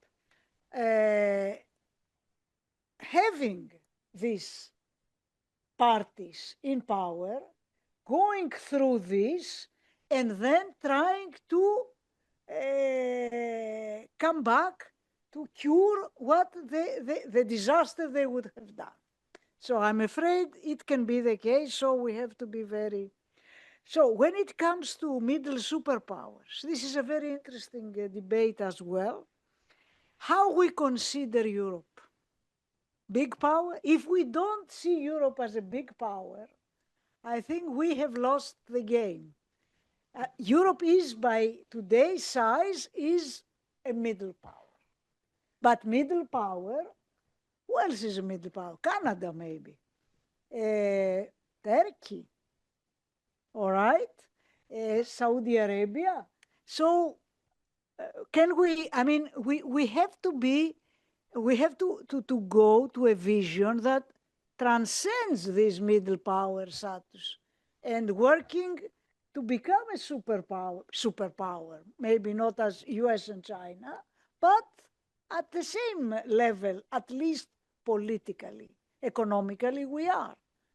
So, and another very crucial issue for this forum, the Progressive Forum, militarization. You mentioned it. Militarization. We need defense. Of course, we need defense. We need to secure our countries, our territories, our people. But militarization, for the time being, is developed to the detriment of the policies that made this political, ideological current dominant, meaning healthcare, education, social protection, social justice. So these are the issues that the progressive forces have to look back at.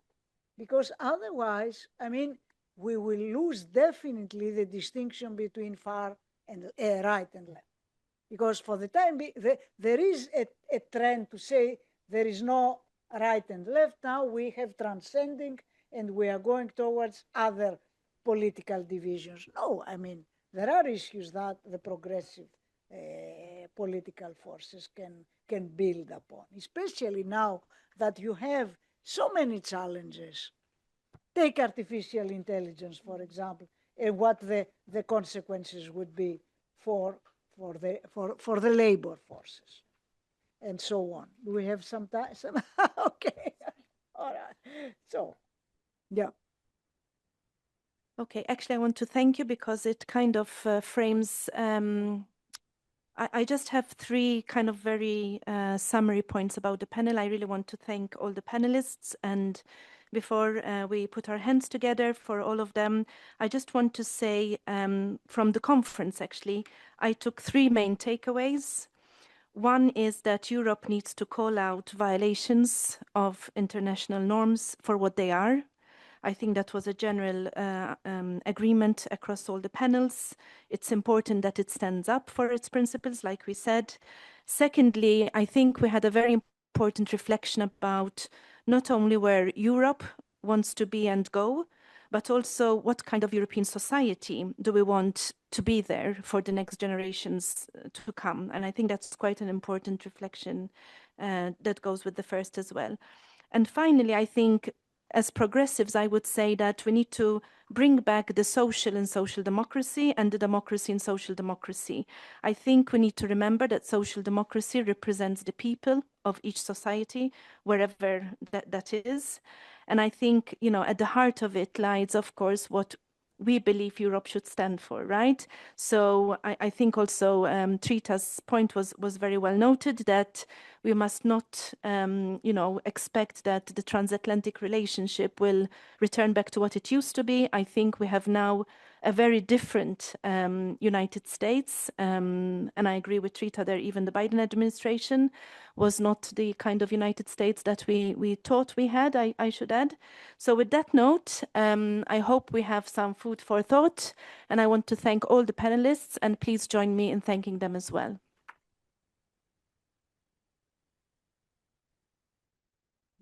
Thank you, Trita. Thank you for being with us. Thank you so much. Really appreciate the conversation. Thank you. Thank you. Bye-bye. Look, dear friends, dear colleagues, ladies and gentlemen, it is my task to say a few words at the very end, which is, of course, the word of the gratitude. Myself and my colleagues, the team has been doing our utmost to put together this program. And I think if you paid attention, you learned a lot. I think most of the time, this is the crucial point, to learn more about each other, how you think about the same issues with which we meet almost every day in the Brussels bubble. And coming to a location like this, which is very, very distant from Brussels, I think it's an excellent opportunity to have a different perspective. I think we got it yesterday, but also today. I'm really grateful for everyone who traveled so much, a lot of indirect flights, sometimes perhaps inconvenience because of the delays, but it was really worthwhile. I think we had tremendous expertise brought together yesterday in these three panels, but also the distinguished speaker today. I'm particularly grateful that the government of Cyprus also was represented because for every country, a council presidency is a great opportunity. It's not only for the government, it's also for the people. Because you are better visible, you are better noticed, your voice is better heard if your country is in the phase of the council presidency.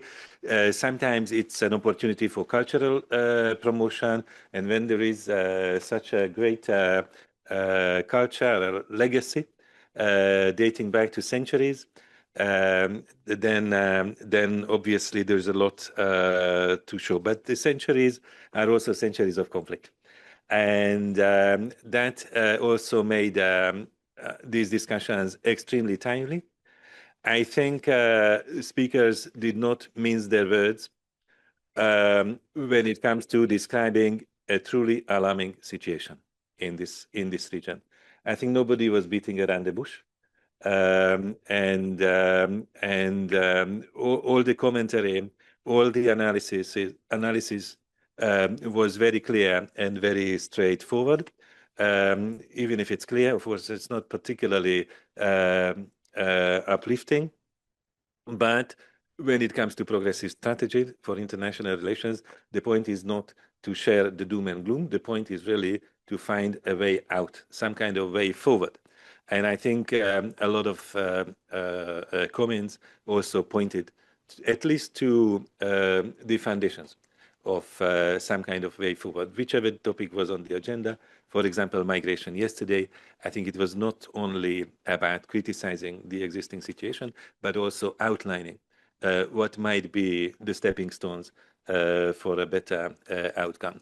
So those of us who came from Brussels, we will obviously take all these thoughts with ourselves, together with the recordings and the recordings about today. There will be many colleagues who couldn't come, but they will have an opportunity also to benefit indirectly, either from the summaries or from the recording, including our colleague Hedy Justo, who worked so hard in the recent months. Unfortunately, she fell ill. She was advised against traveling. But together with the colleagues who are present from FEBS, we're also grateful for her efforts, but also the entire cooperation with Ebert Stiftung on the ground and the other member foundations of FEBS, which I listed at the very start of the event. I will not list them again. The final point is that the session is ended, but the program is not, because the lunch is still part of the program, and the lunch is going to take place exactly where it was, the little catering yesterday. So please keep in touch with FEBS. Sometimes at the start of the meeting, we say, you should silence your telephone. Now the task is to do the opposite, to take out your telephone. If you don't yet follow FEBS on Twitter, X, if you don't yet follow FEBS on LinkedIn, where we are absolutely wonderful, thanks to the communication unit.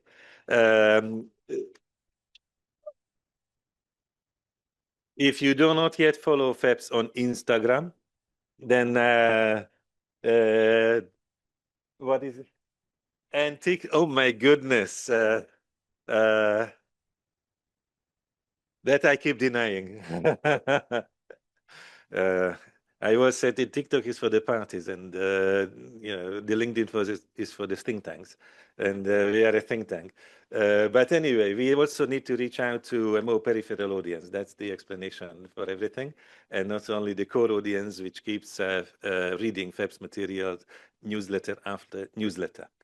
So we also need to appeal to those who might have never heard of us, and there will be more and more people on Earth who have never heard of us. But if they read a summary about an event like this, or if they have access to the output, then this may change. There are still some publications which we prefer not to return to Brussels, but if you don't pick up, we will return them to Brussels or to the next conference. In case you come to Brussels, feel free to visit us. It's very easy to find FEPS next to the Tron station on the border, exactly between the EU district and the Belgian government district. That's where we are. So thank you so much, and I wish you a relaxing lunch. If you spend a little more time in Cyprus, then enjoy your touristic program and have a safe journey home. And I also thank the interpreters. Sorry, it's always very important to thank the interpreters at the other front. Thanks to everyone.